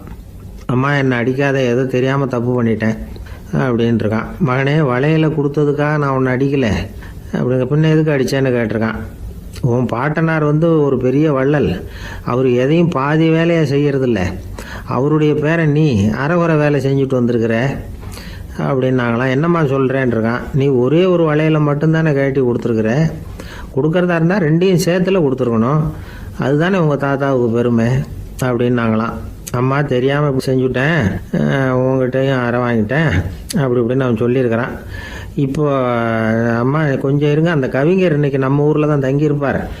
நாளைக்கு காலையில் தான் அவர் எங்கே இருக்காருன்னு விசாரித்து இன்னொரு வளையலையும் கொடுத்துட்றேன் அப்படின்ட்டுருக்கான். மகனே, நல்ல செயல்களையெல்லாம் நாளைக்குன்னு ஒத்தி போடாத. நாளைக்கு என்ன நடக்குங்கிறது யாருக்கு தெரியும். இப்போவே போ, எங்கே இருக்காருன்னு பாரு அப்படின்ட்டுருக்காங்க. மகன் புறப்பட்டான். பள்ளி ஆசிரியர்கிட்ட போய் கேட்டானா அந்த கவிஞர் எங்கே இருக்காருன்னு. அவர் சொன்னாராம். உடனே போய் அவர் இருக்கிற இடத்துல கதவை தட்டியிருக்கான். ராத்திரி நேரத்தில் இவனை கண்டதும் அவருக்கு ரொம்ப ஆச்சரியம். இவன் இன்னொரு கை வளையலையும் எடுத்து நீட்டியிருக்கான். அவர் திகைச்சு போய் நிற்கிறார். அவரால் என்ன பண்ணுறதுன்னே தெரியல. ஆனந்த கண்ணீர். இது பெரியவர்கள் கூற கேட்ட ஒரு வரலாறு. இன்னைக்கு இப்படிப்பட்டவங்களை பார்க்க முடியுமா? வறுமை வள்ளல் தன்மையை ஒன்று செய்து விடாதுங்கிறதுக்கு இது ஒரு உதாரணம். ஒருத்தன் இன்னொருத்தனை பார்த்து கேட்டானா, எங்கள் தாத்தா உங்கள் தாத்தாவுக்கு 100 ரூபா கடன் கொடுத்துருக்கிறார், அதை எப்போ திருப்பி கொடுக்க போகிறேன்னு. கவலைப்படாத, எங்கள் பேரன் அதை உங்கள் பேரன்ட்ட திருப்பி கொடுத்துருவான் அப்படின்னு அவன். பக்தின்னு சொல்கிறோம் இல்லையா, அது 3 வகைப்படும் அப்படிங்கிறார் ஒரு பெரியவர். அது என்ன 3 வகைன்னா, தெய்வ பக்தி, அடியார்கள் பக்தி, குரு பக்தி. அடியார் பக்தியை விட தெய்வ பக்தியை விட குரு பக்தி தான் ரொம்பவும் சிறந்ததுங்கிறார் அவர். தெய்வத்துக்கிட்ட செஞ்ச பாவம் குருநாதர்கிட்ட தீர்ந்துருமா. குருநாதர்கிட்ட செஞ்ச பாவம் தெய்வத்துக்கிட்ட போனாலும் தீராதான். இப்படி பெரியவங்களாம் சொல்லி வச்சிருக்கிறாங்க. ஒரு காடு, அங்கே அயோத தௌமியர் அப்படின்னு ஒரு தபோதனர். அவர் பல மாணவர்களை ஒன்றா சேர்த்து ஒரு குருகுலம் நடத்திக்கிட்டு இருக்கிறார். பல தரப்பட்டவங்க, பல திறப்பட்டவங்க மாணவர்கள் அதில் சேர்ந்து படிச்சுக்கிட்டு இருக்கிறாங்க. பாஞ்சால ராஜகுமாரன் ஒருத்தனும் அந்த குருகுலத்தில் சேர்ந்து படிச்சுக்கிட்டு இருக்கிறான். அவன் பேர் ஆருணி. பெரிய இடத்து புள்ள, இருந்தாலும் படுப்பில் ரொம்ப கெட்டிக்காரனாக இருந்தான். அவன் தான் அங்கே முதல் மாணவன். ஒரு நாள் குருநாதர் அந்த அரசகுமாரனை கூப்பிட்டார். நம்ம குருகுலத்துக்கு சொந்தமான வயலில் தண்ணீர் பெருகி வெள்ளம் பயிரை அழிக்குதான். அதனால் நீ போய் மடையை அடைச்சிட்டு வந்துரு அப்படின்னார். அந்த அரசகுமாரன் உடனே புறப்பட்டான். குருநாதர் சொல்லிட்டார்ல, உடனே புறப்பட்டான். நான் பெரிய இடத்து பிள்ளையாச்சே, ராஜகுமாரனாச்சே, ரொம்ப செல்வாக்கூட வளர்ந்தவனாச்சே, நான் போய் வயலில் இறங்கி வேலை செய்கிறதா அப்படின்னுலாம் அவன் நினைக்கல. குருநாதர் கட்டளையை நிறைவேற்ற வேண்டியது நம்ம கடமை அப்படின்னு நினச்சான். உடனே ஒரு மண்வெட்டியை தூக்கி தோளில் வச்சுக்கிட்டு புறப்பட்டு போயிட்டான். வயலுக்கு போனான். பார்த்தான், தண்ணி கரையை உடச்சிக்கிட்டு வயலுக்குள்ளே ஏகமாக பாஞ்சிக்கிட்டு இருக்குது. இவன் மண்வெட்டியால் களிமண்ணை புல்லோடு சேர்த்து புல் பத்த மாதிரி வெட்டி வெட்டி போட்டான். இருந்தாலும் மடையை அடைக்க முடியல. தண்ணி அதை மீறி வந்துக்கிட்டே இருக்குது. தண்ணி வேகமாக வயலுக்குள்ளே போய்கிட்டே இருக்குது. போடுற பத்தையெல்லாம் கரைஞ்சி கரைஞ்சி போயிட்டுருக்கு. இருந்தாலும் இவன் தன்னுடைய முயற்சியை கைவிடலை. வெட்டி வெட்டி போட்டுக்கிட்டே இருக்கிறான். காலையில் அங்கே போனவன் சாயந்தரம் வரைக்கும் இப்படி செஞ்சுக்கிட்டு இருக்கிறான். உடம்பும் மனசும் ரொம்பவும் சோர்ந்து போச்சு. இருந்தாலும் குருநாதர் இட்ட கட்டளையை நிறைவேற்றாமல் இருக்கிறோமேங்கிற ஒரு குறை அவனுக்கு இருக்குது. குரு கட்டளையை நிறைவேற்றாத நான் இன்னமும் இருக்கணுமா அப்படின்னு யோசனை பண்ண ஆரம்பிச்சிட்டான். என்ன செய்யலாம்னு பார்த்தான். நம்ம குருநாதர் இட்ட பணிக்காக இந்த உடம்பையே தியாகம் பண்ணலாம் அப்படின்னு முடிவு பண்ணான். தண்ணி பாயுதில்ல, அதுக்கு குறுக்க விழுந்து அப்படியே மடையை அடைச்சிக்கிட்டு அப்படியே படுத்துட்டான். இது மற்றவங்களுக்கு தெரியாது. அன்னைக்கு ராத்திரி ஒரு விளக்கு முன்னாடி உட்காந்து குருநாதர் பிள்ளைங்களுக்கு பாடம் சொல்லி கொடுத்துக்கிட்டு இருக்கிறார். முதல் வரிசையில் இருக்கக்கூடிய ராஜகுமாரனை காணலை. நம்ம ஆருணி எங்கே போனா அப்படின்னு சொல்லி மற்ற மாணவர்களை விசாரித்தார். இப்போ அவங்க சொன்னாங்க, சுவாமி, அவன் காலையில் வயலுக்கு மடையை அடைக்கிறதுக்காக போனான், நீங்கள் தான் போக சொன்னீங்க. இன்னும் திரும்பி வரல அப்படின்னு அவர் பையன். குருநாதர் உடனே ஒரு தீவெட்டி எடுத்துக்கிட்டு மாணவர்களை அழைச்சிக்கிட்டு வயலுக்கு போனார். அங்கே போய் பார்த்தா ஆளை காணும். ஆருணின்னு சொல்லி சத்தம் போட்டு கூப்பிட்டு பார்க்குறார். நான் இங்கே இருக்கேன் குருநாதா அப்படின்னு காலுக்கு அடியிலேருந்து ஒரு சத்தம் வருது. குனிஞ்சு பார்த்தா அவன் மடையில் படுத்துருக்கிறான். என்னப்பா இதுன்னார். காலையிலேருந்து இந்த மடையை அடைச்சி பார்த்தேன் சுவாமி, முடியல, அதனால் இப்படி குறுக்க படுத்துட்டேன். என்னை தாண்டறதுக்கு பயந்து போய் தண்ணியே தேங்கி நின்றுட்டுது அப்படின்னா.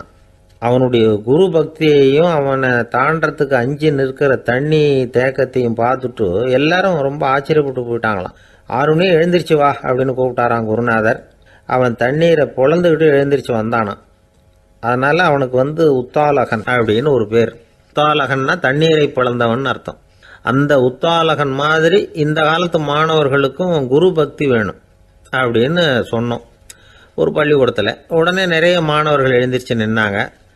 சார், நீங்கள் எங்களை இன்னமும் சரியாக புரிஞ்சுக்கலன்னு நினைக்கிறோம்.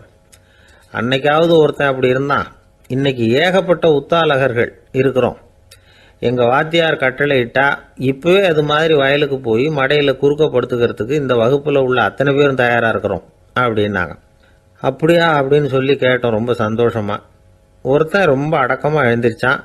அப்புறம் சொன்னான், ஆமாம் சார், வகுப்பில் இவர் நடத்துகிற பாடத்தை கேட்டுக்கிட்டு இருக்கிறத விட பேசாமல் போய் மடையில் படுத்துடுறது ஒன்றும் கஷ்டமான காரியமாக இருக்காது. அதனால தான் எல்லாரும் அங்கே போகிறேன்னு சொல்கிறோம் அப்படிங்கிறான். 11ஆம் நூற்றாண்டில் ஒரு புகழ்பெற்ற இறைநேச செல்வர் வாழ்ந்து வந்தார். அவர் பேர் அப்துல்லா ஹிஸ் சௌமை. இப்போது சோவியத் ரஷ்யாவில் உள்ள ஜீலான்கிற நகரத்தோட புறநகர் பகுதியில் நீப்புன்னு ஒரு ஊர், அங்கே தான் அவர் இருந்தார். அவருக்கு ஒரு ஆப்பிள் தோட்டம் இருந்தது தஜ்லா நதி ஓரத்துல. அந்த தோட்டத்துல அவர் ஒரு நாள் உலாவிக்கிட்டு இருக்கிறார். அந்த சமயத்துல 20 வயசுள்ள அழகான இளைஞர் ஒருத்தர் அவர் முன்னாடி நின்னார். என்ன நீங்க மன்னிக்கணும்னார். இவருக்கு ஒன்னும் புரியல. யாரப்பா நீ என்ன கெடுதல் பண்ணின, நான் எதுக்காக உன்னை மன்னிக்கணும் அப்படின்னு கேட்டார். ஐயா, என் பேரு அபு சாலிஹ் மூசா. இங்க இருந்து 4 கல் தொலைவில் இருக்கக்கூடிய இதே தஜ்லா நதி ஓரத்துல தான் நான் இருக்கிறேன். நேத்து மத்தியானம் எனக்கு ஒரு நல்ல பசி. அந்த நேரம் ஒரு ஆப்பிள் பழம் இந்த நதியில மிதந்து வந்தது. அவசரத்துல அதை எடுத்து சாப்பிட்டுட்டேன். சாப்பிட்டதுக்கு அப்புறம் தான் அப்படி செஞ்சது பெரிய தவறுங்கிறத உணர்ந்தேன். ஒரு பொருளுக்கு உரியவர்கள் யாரோ அவங்க அனுமதி இல்லாம அந்த பொருளை சாப்பிடுறது ஹராமான அந்த பழம் என் வயத்துக்குள்ள போனதுல இருந்து எனக்கு நிம்மதி இல்ல. ராத்திரி பூரா தூங்கவே முடியல. காலையில எழுந்திரிச்சதும் இந்த நதி ஓரமா பாத்துக்கிட்டே வந்தேன். உங்க தோட்டத்தை பார்த்தேன். ஒரு மரத்தோட கிளை தண்ணியில தொட்டுக்கிட்டு இருக்கிறத பார்த்தேன். அதனால நான் சாப்பிட்ட பழம் இங்க இருந்து தான் வந்திருக்கணும். அந்த பழத்துக்கு உரியவர் நீங்க தான். நீங்க என்ன மன்னிச்சாதான் நான் சாப்பிட்ட பழம் ஹலாலா, குற்றம் நிவர்த்தியா, தயவு பண்ணி மன்னிக்கணும் அப்படின்னு கண்கலங்க கேட்டுக்கிட்டார். இதை கேட்ட இந்த சௌமை ஆச்சரியத்தோட அந்த இளைஞரை கூர்ந்து கவனிச்சார். இந்த அளவுக்கு நேர்மையான ஒரு நல்ல மனுஷனை விட்டுறக்கூடாது அப்படின்னு மனசுக்குள்ள முடிவு பண்ணிக்கிட்டார். நிமிர்ந்து அந்த இளைஞரை பார்த்தார். இதுக்கு நீ தண்டனையை ஏத்துக்கத்தான் வேணும்னார். எதுவா இருந்தாலும் ஏத்துக்கிறதுக்கு தயார்னார் அவர். இதுக்கு தண்டனையா 12 வருஷ காலம் நீ இங்க பணிவிடைகள் செய்யணும்னார். பணிவிடை செய்யறது என்னுடைய பாக்கியமா நினைக்கிறேன் அப்படின்னு சொல்லிவிட்டு மகிழ்ச்சியோட அந்த தண்டனையை ஏத்துக்கிட்டார். 12 வருஷம் முடிஞ்சது. அந்த 12 வருஷ காலத்துல அந்த இளைஞரோட வயசும் தகுதியும் வளர்ந்தது. கடைசியில் அந்த பெரியவர் அந்த இளைஞரை கூப்பிட்டார். இதை பாருப்பா, இன்னையோட உன் பணிவிடை காலம் 12 வருஷம் முடிஞ்சது. ஆனா தண்டனை இதோட முடிஞ்சுட்டதா நினைக்காத, அது இன்னமும் முடியல. கடைசியா இன்னும் ஒரு தண்டனை பாக்கி இருக்கு, அதை நீ ஏத்துக்கணும்னார். எதுவா இருந்தாலும் ஏத்துக்கிறதுக்கு சித்தமா இருக்கிறேன். எனக்கு ஒரு மகள் இருக்கிறா. அவளுக்கு 2 கண்ணும் தெரியாது, 2 காதும் கேட்காது, 2 காலும் செயல்படாது. அவளை நீ கல்யாணம் பண்ணிக்கணும் அப்படின்னார் பெரியவர். இதை கொஞ்சமும் ஒரு எதிர்பார்க்கல. திகைச்சார். அடுத்த நிமிஷம் சரி, இதையும் நான் மனப்பூர்வமா ஏத்துக்கிறேன்.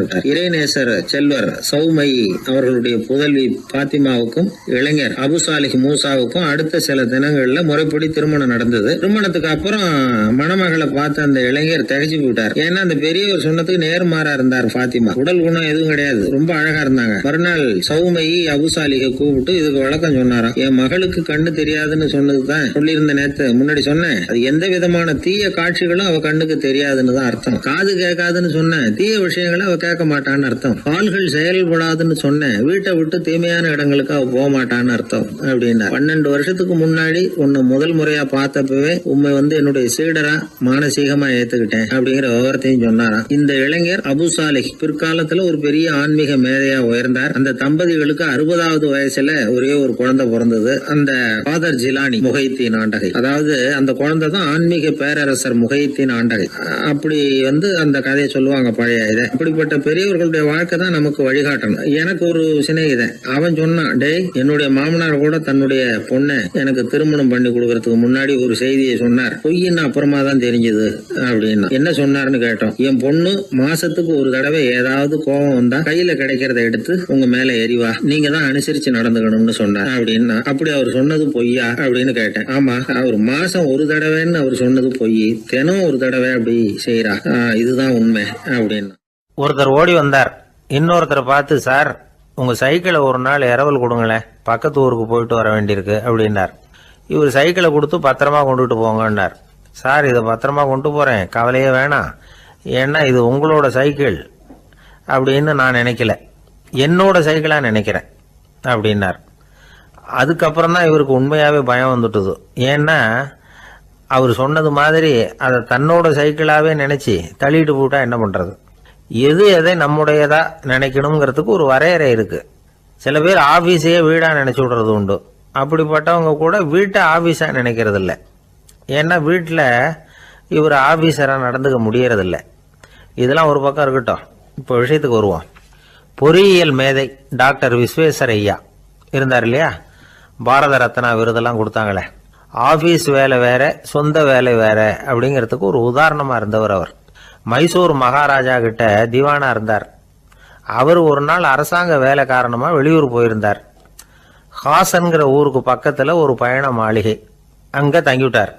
ராத்திரி அங்க தங்கி இருந்துட்டு விடிஞ்சதும் ஊருக்கு திரும்புறதாக திட்டம். ராத்திரி தூங்குறதுக்கு ரொம்ப நேரம் ஆயிட்டுது. ரொம்ப நேரம் வரைக்கும் அரசாங்க சம்பந்தப்பட்ட வேலைகளையே பார்த்துக்கிட்டு இருக்கிறார். அரசாங்க ஃபைல்கள் நிறைய இருந்தது. அதையெல்லாம் ஒவ்வொன்றா எடுத்தார், படித்து பார்த்தார், பரிசீலனை பண்ணார். அதில் எழுத வேண்டியதை எழுதினார், கையெழுத்து போட்டார். ஒரு வழியாக அந்த வேலையெல்லாம் முடிஞ்சுது. அதுக்கப்புறம் என்ன பண்ணார்னா, தன்னுடைய சூட்கேஸை திறந்தார். அதிலிருந்து 2 மெழுகுவத்தியை எடுத்து கொளுத்தி வச்சார். அந்த பயண மாளிகையில் அது வரைக்கும் எரிஞ்சுக்கிட்டு இருந்த மின்சார விளக்குகளை அணைச்சுட்டார். அதுக்கு பிறகு அந்த மெழுகுவத்தி வெளிச்சத்தில் சில புத்தகங்களை தொடர்ந்து படிக்க ஆரம்பிச்சிட்டார். அந்த பயண மாளிகையில் பணியாளராக இருந்தவர் இதை பார்த்துட்டு ஓடி வந்தார். மறுபடியும் மின் விளக்க போடுறதுக்காக போனார். விஸ்வேஸ்வரய்யா அதை பார்த்துட்டு போட வேணாம்ட்டாராம். இது வரைக்கும் நான் அரசாங்க அலுவல்களை கவனிச்சுக்கிட்டு இருந்தேன், அதனால மின் விளக்குகள் அப்போ எரிஞ்சதில் தப்பு இல்லை. இப்போ நான் புத்தகம் படிச்சுக்கிட்டு இருக்கேன், இது என்னுடைய சொந்த வேலை, இங்கே இருக்கிற மின் விளக்கு அதுக்காக ஏன் எரியணும் அப்படின்னு கேட்டாராம். இப்போ இருக்கிற சில அரசு பணியாளர்கள்கிட்ட இந்த சம்பவத்தை பேச்சோட பேச்சா சொல்லி பார்த்தேன். அவங்களால இதை ஜீரணிக்கவே முடியல. நேர்மை தேவைதான் சார், அதுக்காக அவ்வளவு தூரத்துக்கு அது தேவையா அப்படிங்கிறாங்க. விஸ்வேஸ்வரய்யா அப்படி பண்ணினது தான் ஒரு நேர்மையாளர் அப்படின்னு இந்த உலகத்துக்கு நிரூபிக்கணுங்கிறதுக்காக இல்லை. தான் அப்படி நடந்து காட்டினா தன்னை சுற்றி இருக்கிறவங்களும் அதை கேள்விப்படுறவங்களும் முடிஞ்ச அளவுக்கு பொது வாழ்க்கையில் அரசு பணியில் நேர்மையை கடைபிடிக்க முயற்சி பண்ணலாமே அப்படிங்கிறதுக்காகத்தான். இப்போவும் சில பேர் இருக்கிறாங்க, இவங்க ஆஃபீஸ் வேற வீடு வேறன்னு நினைக்கிறது இல்லை, அவ்வளோ உரிமை. ஒருத்தர் அப்படிதான், அவருக்கு அவசரமாக 5000 ரூபா தேவைப்பட்டது. ஆஃபீஸு பணத்தை எடுத்துக்கிட்டார். அந்த நேரம் பார்த்து ஆடிட் வந்துட்டுது, ஆப்பிட்டுக்கிட்டார். விசாரணை நடக்குது. அவர் சொல்றார், சார் நான் நேரம் காலம் பார்க்காம ஆஃபீஸில் வேலை செய்வேன், ஏன்னா அதை என்னோட ஆஃபீஸாக நினைக்கிறேன். அவசரத்துக்கு அந்த பணத்தை எடுத்தேன், மறுபடியும் வச்சுடலாம்னு தான் இருந்தேன், அதுக்குள்ளே இப்படி ஆயிட்டுது. நீங்கள் என்ன நினைச்சாலும் சரி, நான் ஆஃபீஸ் வேற வீடு வேற அப்படின்னு நினைக்கிறது இல்லை, அது என்னோட சுபாவம் அப்படின்னார். விசாரணை பண்ணவர் தீர்ப்பு வழங்கினார். உங்கள் சுபாவத்துக்கு மதிப்பு கொடுத்து நானும் தீர்ப்பு வழங்குறேன். நீங்கள் கொஞ்ச நாள் ஜெயிலில் இருந்துட்டு வாங்க, அது உங்களுக்கு கஷ்டமாக இருக்காதுன்னு நினைக்கிறேன். ஏன்னா அங்கே போனாலும் நீங்கள் உங்கள் சுபாவப்படி வீடு வேற ஜெயில் வேறன்னு நினைக்க மாட்டீங்க அப்படின்னாராம். உபயோகமாக இருக்கு அப்படின்னார். உடனே பார்வை இல்லாத அந்த பெரியவர் சொன்னாரு, வெளிச்சம்னு ஒன்று உண்மையிலேயே இருக்குதா அப்படின்னு கேட்டாராம். உண்மையிலேயே வெளிச்சம் இருக்குங்க அப்படின்னு சொல்லியிருக்கிறாங்க, அதை நான் நம்ப மாட்டேன் அப்படின்னாராம் அவரு. சூரியன் இருக்கு, சந்திரன் இருக்கு, நட்சத்திரம் இருக்கு அப்படின்லாம் சொல்லி பார்த்துருக்குறாங்க, அதையெல்லாம் ஒத்துக்கிறேன், ஆனால் அதையெல்லாம் என்னை கொஞ்சம் தொட்டு பார்க்க விடுங்களேன் அப்படின்னாராம். அதையெல்லாம் தொட்டு அறிய முடியாது அப்படின்னு சொல்லியிருக்கிறாங்க. அப்படின்னா முகர்ந்து அறியறேன், மோந்து பார்க்குறேன், மோர்ந்து பார்க்க விடுங்க, ஏதாவது வாசனை வருதான்னு பார்க்குறேன் அப்படின்னு இருக்கார். அதுவும் முடியாதுன்னாங்களாம். பெரியவர் யோசனை பண்ணியிருக்கிறார். சரி பரவாயில்ல, முரசு அடிக்கிறது மாதிரி அடிச்சு பார்க்கவாவது ஏற்பாடு பண்ணி கொடுங்க, அதை அடிச்சு பார்த்து அதோட சத்தத்தை உணர்ந்துக்கிறேன் அப்படின்னாராம். அதாவது ஒளியின் ஒலியை, அதாவது வெளிச்சத்தின் சத்தத்தை புரிஞ்சுக்கிறேன் அப்படின்னு சொல்லியிருக்கிறார். அதுக்கும் சாத்தியம் இல்லைன்னு சொல்லியிருக்கிறாங்க. சரி, அதுவும் முடியலன்னா அந்த வெளிச்சத்துல கொஞ்சம் எடுத்து என் கையில கொடுங்க, வாயில போட்டு சாப்பிட்டு பாக்குறேன் ருசி எப்படி இருக்குன்னு அப்படின்னு சொல்லி பார்த்திருக்காரு. எந்த வகையிலயும் அவரை அதை ஒத்துக்க வைக்க முடியல. சுத்தி இருந்தவங்க எல்லாம் குழம்பி போயிட்டாங்க. என்னங்க, நாங்க சொல்றத நீங்க நம்பலையா அப்படின்னு கேட்டிருக்காங்க. என்னுடைய 4 புலன்களுக்கும் புலப்படாத ஒண்ண நான் மாயை அப்படிங்கிறேன். நீங்க என்ன அவமானப்படுத்துறதுக்காக இப்படி சொல்றீங்கன்னு நினைக்கிறேன். ஏதோ உங்களுக்கு எல்லாம் பார்வைன்னு ஒண்ணு இருக்கிறதாகவும் அது எனக்கு இல்லைங்கிறதாகவும் சொல்லி என்ன நீங்க அவமதிக்கிறீங்க அப்படின்னார். தர்க்க சாஸ்திரத்துல மேதையான அந்த பெரியவர். சுத்தி இருந்தவங்க பார்த்தாங்க, வெளிச்சம் இருக்குங்கிறத இவர் நம்பணும், இவரை நம்ப வைக்கணும் அப்படின்னா அது புத்தரால தான் முடியும் அப்படின்னாராம் ஒருத்தர். சரி, அவர்கிட்டயே போவோம் அப்படின்னு சொல்லி எல்லாரும் அவர்கிட்ட போய் சேர்ந்தாங்க. விவரத்தை சொன்னாங்க. புத்தர் சிரிச்சாராம். எப்படிப்பட்டதுன்னு நான் நினைக்கிறேனோ, அதாவது உண்மை, அப்படித்தான் அவரும் நினைக்கிறார். எதையும் அனுபவபூர்வமா உணர்ந்தாதான் நம்ப முடியும். ஒளிய அனுபவித்து அறியாத வரையில அது இருக்கிறதா இல்லையா அப்படிங்கிற கேள்விக்கு இடம் கிடையாது. அதனால அவரு அதை நம்பாததும் சரிதான் அப்படின்னு சொன்னாராம் புத்தர். அதுக்கப்புறம் சொல்லியிருக்கார், உங்களை குணப்படுத்தி கொள்ளலாம், உங்களுக்கு தேவை ஞானி கிடையாது, உங்களுக்கு தேவை மருத்துவர் அப்படின்னாரா. ஒரு டாக்டர் கிட்ட அழைச்சிட்டு போயிருக்கிறாங்க. பார்வை கிடைச்சிட்டுது. வெளிச்சத்தை கண்டதும் அவர் மகிழ்ச்சி அடைஞ்சார். புத்தரை வணங்கினார். நான் வாதம் பண்ணேன், நீங்க எதிர்வாதம் பண்ணல, என்னுடைய பிரச்சனை மருத்துவரால் தான் தீரும் அப்படின்னு சொல்லி எனக்கு பார்வை கிடைக்க செஞ்சீங்க அப்படின்னாராம். மனித குலத்துல ரொம்ப அதிகமானவர்கள் நிலைமை இப்படித்தான். கண்ணை மூடிக்கிட்டு அதை சரின்னு ஒருத்தர் வலியுறுத்தி சொல்லிட்டு இருந்தா அவருக்கு உதவுறது அப்படிங்கிறது முடியாத காரியம். இந்த காலத்துல சில பேர் கண்களை திறந்துகிட்டே சில காரியங்கள் பண்ணுவாங்க. அது தப்புன்னு அவங்களுக்கு பின்னாடி தான் புரியும். ஒருத்தர் தன்னுடைய வலது காலில் கட்டு போட்டுக்கிட்டு அப்படி வந்தார். என்ன ஆச்சுன்னு விசாரிச்சாங்க. எங்க வீட்டு கண்ணாடி ஜன்னல்களை வெளிப்பக்கமா இருந்து சுத்தப்படுத்திக்கிட்டு இருந்தேன், சரியா தொடச்சிக்கிட்டு இருக்கோமா அப்படின்னு கொஞ்சம் பின்னாடி தள்ளி நின்னு பார்த்தேன் அப்படின்னார். அதுக்கும் உங்க கால் உடைஞ்சதுக்கும் என்ன சம்பந்தம்னு கேட்டாங்க. நான் குடியிருந்தது 4வது மாடியாச்சே அப்படின்னாராம். அன்பா இருக்கணும்னு அநேக பெரியவங்க சொல்லியிருக்கிறாங்க. நாமளும் அதை கேட்டுட்டு அன்பு காட்டுறதுக்கு தயாரா தான் இருக்கிறோம். அதை வாங்கறதுக்கு தான் ஆளை காணும். இருந்தாலும் அன்புல எத்தனையோ வகை உண்டு. அதை சரியா புரிஞ்சுக்கிட்டு அதுக்கப்புறம் அன்பு காட்ட ஆரம்பிக்கணும். வகையை புரிஞ்சுக்காம அன்பு காட்டினா வம்புல மாட்டிக்க வேண்டியதுதான். அன்புன்னா சாதாரணமா நினைச்சு விடாதீங்க. அதுல எவ்வளவு விதம் தெரியுமா? இரக்கம், கருணை, காருண்யம், பந்துத்துவம், பட்சம், பாசம், நேசம், விசுவாசம், அபிமானம், காதல், பக்தி, இப்படி பல விதமா அதை பத்தி சொல்லி வச்சிருக்கிறாங்க பெரியவங்க. இந்த வார்த்தைகள்லாம் நாம கேள்விப்பட்டதுதான். இருந்தாலும் அதுகளுக்குள்ள என்ன வித்தியாசம்னு கேட்டா சரியா சொல்ல தெரியாது. அதனால இந்த வார்த்தைகளுக்கெல்லாம் பெரியவங்க என்ன விளக்கம் சொல்றாங்கன்னு இப்ப பார்க்கலாம். எளியவர்கள் மேல செலுத்துற அன்பு இருக்கு பாருங்க, அதுக்கு இரக்கம்னு பேரு. அறிவு பலம், சரீர பலம், இது ரெண்டும் இல்லாதவங்க மேல, அதாவது வலிமையற்றவர்கள் மேல செலுத்துற அன்பு இருக்கு பாருங்க, அதுதான் கருணை. எறும்புல இருந்து யானை வரைக்கும் சகல ஜீவராசிகள் மேலேயும் காட்டுற அன்புக்கு காருண்யம்னு பேரு, ஜீவகாருண்யம். சிவி சக்கரவர்த்தி காட்டின அன்பு இந்த ரகம். உறவினர்கள், சொந்தக்காரங்க, அவங்க வசதியா இருந்தாலும் வறுமையில இருந்தாலும் வித்தியாசம் இல்லாம காட்டுற அன்பு இருக்கு பாருங்க, அதுக்கு பேரு பந்துத்துவம். ஒரு எஜமானன் வேலையாள்கிட்ட காட்டுற அன்பு இருக்கு பாருங்க, அதுக்கு பேரு தான் பட்சம். அவனும் தன்னை மாதிரி மனுஷன்தாங்கிற நினைப்பு வேணும். ஒரு தாய் தன்னுடைய குழந்தை மேல, ஒரு குழந்தை தன்னுடைய தாய் மேல செலுத்துற அன்புக்கு பாசம்னு பேரு. ஈருடல் ஓர் உயிர்னு நினைக்கிறது இது. ராமரும் கௌசலையும் இதுக்கு உதாரணம். தம்மை ஒத்த நண்பர்கள் கிட்ட செலுத்துற அன்புக்கு நேசம்னு பேரு. வயசு, செல்வம், அந்தஸ்து, இந்த வித்தியாசமெல்லாம் பார்க்காம அவங்க சுக துக்கத்துல சமபங்கு எடுத்துக்கிறது இது. கிருஷ்ணன் குசேலர்கிட்ட காட்டினது இந்த ரகம். வேலை செய்யறவன் முதலாளி கிட்ட காட்டுற அன்புக்கு விசுவாசம்னு பேரு. தேசத்து மேலையும் தாய்மொழி பேர்லையும் செலுத்துற அன்புக்கு அபிமானம்னு பேரு. தேசாபிமானம்னு சொல்றமே இதுதான். ஒரு கணவன் மனைவி பேர்ல காட்டுற அன்புக்கு காதல்னு பேரு. கடவுள் பேர்ல செலுத்துற அன்புக்கு பக்தின்னு பேரு. இப்படி அன்புல பல ரகம் இருக்கிறப்போ அதுல உள்ள வித்தியாசம் தெரியாம இடம் மாத்தி அன்பு காட்டினா இடைஞ்சல் தான். சரி, இந்த அன்பை பத்தி விஞ்ஞானம் என்ன சொல்லுது தெரியுமா? இதயத்தை பாதுகாக்கிறதுக்கு முக்கியமா தேவைப்படுற ஒண்ணு இந்த அன்பு தான்னு சொல்லுது. நெதர்லாந்து விஞ்ஞானிகள் இதை ஆராய்ச்சி பண்ணியே கண்டுபிடிச்சிருக்கிறாங்க. கொஞ்சம் முயல் குட்டிகளை 2 பிரிவா பிரிச்சாங்க. 2 குரூப்புக்கும் கொழுப்பு அதிகமா உள்ள ஆகாரத்தையே கொடுத்துக்கிட்டு வந்தாங்க. ஆனால் ஒரு குரூப்புக்கு வெறுமன ஆகாரத்தை கொடுத்ததோட சரி, இன்னொரு குரூப்பு முயல்களுக்கு ஆகாரம் கொடுத்ததோட நிறுத்திக்கல. அதுக்கு முன்னாடி கூண்டுகளை திறந்து விட்டு முயல்களை கொஞ்ச நேரம் எடுத்து கொஞ்சி விட்டு அதுக்கப்புறமா ஆகாரம் கொடுத்தாராம் ஆராய்ச்சியாளர். இந்த குரூப்புக்கு இதய பாதிப்பு 60% குறைச்சலா இருந்துதான். சில நோயாளிகளுக்கு ஹார்ட் அட்டாக் வந்தாலும் அதை தாங்கிக்கிட்டு குணமாகிற சக்தி அதிகமாக இருக்குது. இது எப்படின்னு ஆராய்ச்சி பண்ணி பார்த்துருக்குறாங்க. அவங்கெல்லாம் மனைவி தன் பேரில் ரொம்ப அன்பாக இருக்கிறதாக நினைக்கிறவங்களா இருக்கிறாங்களாம். இதய நோயாளிகள் பல பேரை சந்தித்து இதய நோய் ஏற்பட என்ன காரணம்னு கேட்டிருக்கிறாங்க. அவங்க சொன்ன காரணம்லாம் சாப்பாடு சம்பந்தமா இல்லையா, மனைவி அன்பா இல்லை, இப்படிப்பட்ட காரணத்தை தான் சொல்கிறாங்களாம். அதனால் இதயத்தை பாதுகாக்கணும்னு நினைக்கிறவங்க அடுத்தவங்க அன்பாக இருக்கிறது மாதிரி பார்த்துக்குங்க, அதுதான் முக்கியம். ஒருத்தர் முகம் பூரா பிளாஸ்டரி போட்டுக்கிட்டு வந்தார், ரொம்ப கோபமா. என்னங்க ஆச்சுன்னு விசாரித்தேன். எல்லாம் உங்களால் தான் சார்னார். விவரமாக சொல்லுங்களேன். என்ன உங்கள் தகவலை கேட்டுட்டு ஒரு பூனைக்குட்டியை கையில் எடுத்தேன், அன்பா அதை தடவி கொடுக்கறதுக்காக.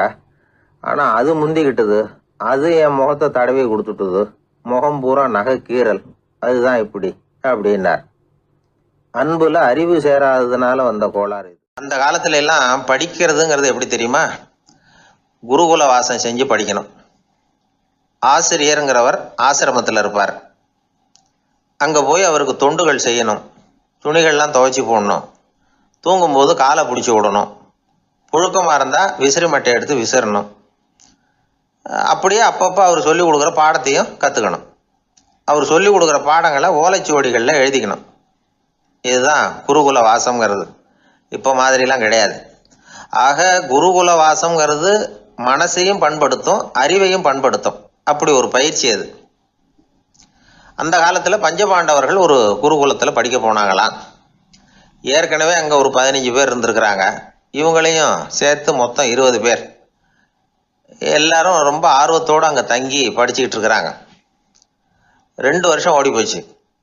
எல்லாரும் ஊருக்கு திரும்ப வேண்டிய நேரம். ஆசிரியர் ஒவ்வொருத்தராக கூப்பிட்டார். இது வரைக்கும் என்ன கற்றுக்கிட்ட அப்படின்னு கேட்டார். அவங்க தாங்கள் எழுதி வச்சிருந்ததை சொன்னாங்க, கற்றுக்கிட்டதை சொன்னாங்க. அங்கே படிக்க வந்தவங்க எல்லாருமே புத்திசாலிகள். அது மட்டும் இல்லை, பல பேர் அரச குடும்பத்தை சேர்ந்தவங்க, இளவரசர்களாக வேற இருக்கிறவங்க. அதனால் அவங்கக்கிட்ட அபாரமான கல்வி அறிவை எதிர்பார்த்தார். ஒருத்தன் வந்தான், தான் எழுதி வச்சிருந்த சரித்திர பாடம் பூராவையும் படித்து காட்டினான். இன்னொருத்தன் வந்தான், தான் எழுதி வச்சிருந்த பூகோள பாடம் பூராவையும் படித்து காட்டினான். இப்படி ஒவ்வொருத்தராக வந்து அவங்க படித்தது என்னங்கிறத படித்து காட்டிவிட்டு போனாங்க. கடைசியாக தர்மர் வந்தார். பேசாமல் நிற்கிறார். தன் கையில் இருந்த ஓலைச்சுவடி கேட்டால் அவர் பிரிக்கவே இல்லை. ஆசிரியர் இவர்கிட்ட தான் அதிகமாக எதிர்பார்த்தார். ஆனால் இவரும் பேசாமல் நின்றுட்டு இருக்கிறார். நீ என்ன கற்றுக்கிட்ட சொல்லு, ஓலைச்சுவடியை பிரித்து படினார் அந்த முனிவர். தர்மர் அசையவே இல்லை. மெதுவாக சொன்னார், ஐயா, நான் கற்றுக்கிட்டது ஒன்றே ஒன்று தான். அதுதான் வாழ்க்கையில் எனக்கு ரொம்ப முக்கியமான பாடமாக அமையும் அப்படின்னார். என்னது, என்கிட்ட 2 வருஷ காலமாக படிச்சு விட்டு கடைசியில் கற்றுக்கிட்டது ஒன்றே ஒன்று தானா அப்படின்னார் முனிவர். அவருக்கு ஒன்றும் புரியல. மற்ற மாணவர்களை விட இவர் பண்புகளில் உயர்ந்தவர், அறிவில் சிறந்தவர், வயசில் முதிர்ந்தவர். இவரே இப்படி சொன்னால் மற்றவங்க நிலைமை என்னத்துக்கு ஆறுது? அவங்க ரொம்பவும் கெட்டு போயிடுவாங்களே அப்படின்னு அவர் யோசனை பண்ணார். தர்மா, நல்லா யோசனை பண்ணி பதில் சொல்லு. 2 வருஷமாக நீ வந்து கற்றுக்கிட்டது என்ன அப்படின்னு தானே நான் கேட்குறேன். அதை கொஞ்சம் யோசனை பண்ணி சொல்லுன்னார் முனிவர் கொஞ்சம் கோபமா. தர்மர் முகத்தில் எந்த மாறுதலுமே இல்லை. இல்லையா, 2 வருஷமாக நான் கற்றுக்கிட்ட முக்கியமான பாடம் ஒன்றே ஒன்று தான்னார். இப்போ அந்த முனிவருக்கு கோபம் அதிகமாக வந்துடுச்சு. ஏன்பா, உனக்கு வெக்கமா இல்லையா? உன்னை விட வயசில் குறைஞ்சவங்க எவ்வளவு பாடம் கற்றுக்கிட்டு இருக்கிறாங்க, எவ்வளவு விரிவாக அவங்க படித்து காட்டினாங்க. நீயும் கூட நிறைய குறித்து வச்சிருக்கிற போல இருக்கு, அதை ஏன் பிரித்து படிக்கக்கூடாது அப்படின்னார். ஐயா, நான் சொல்கிறது உங்களுக்கு ஏமாற்றமாக இருந்தால் என்னை மன்னிக்கணும்.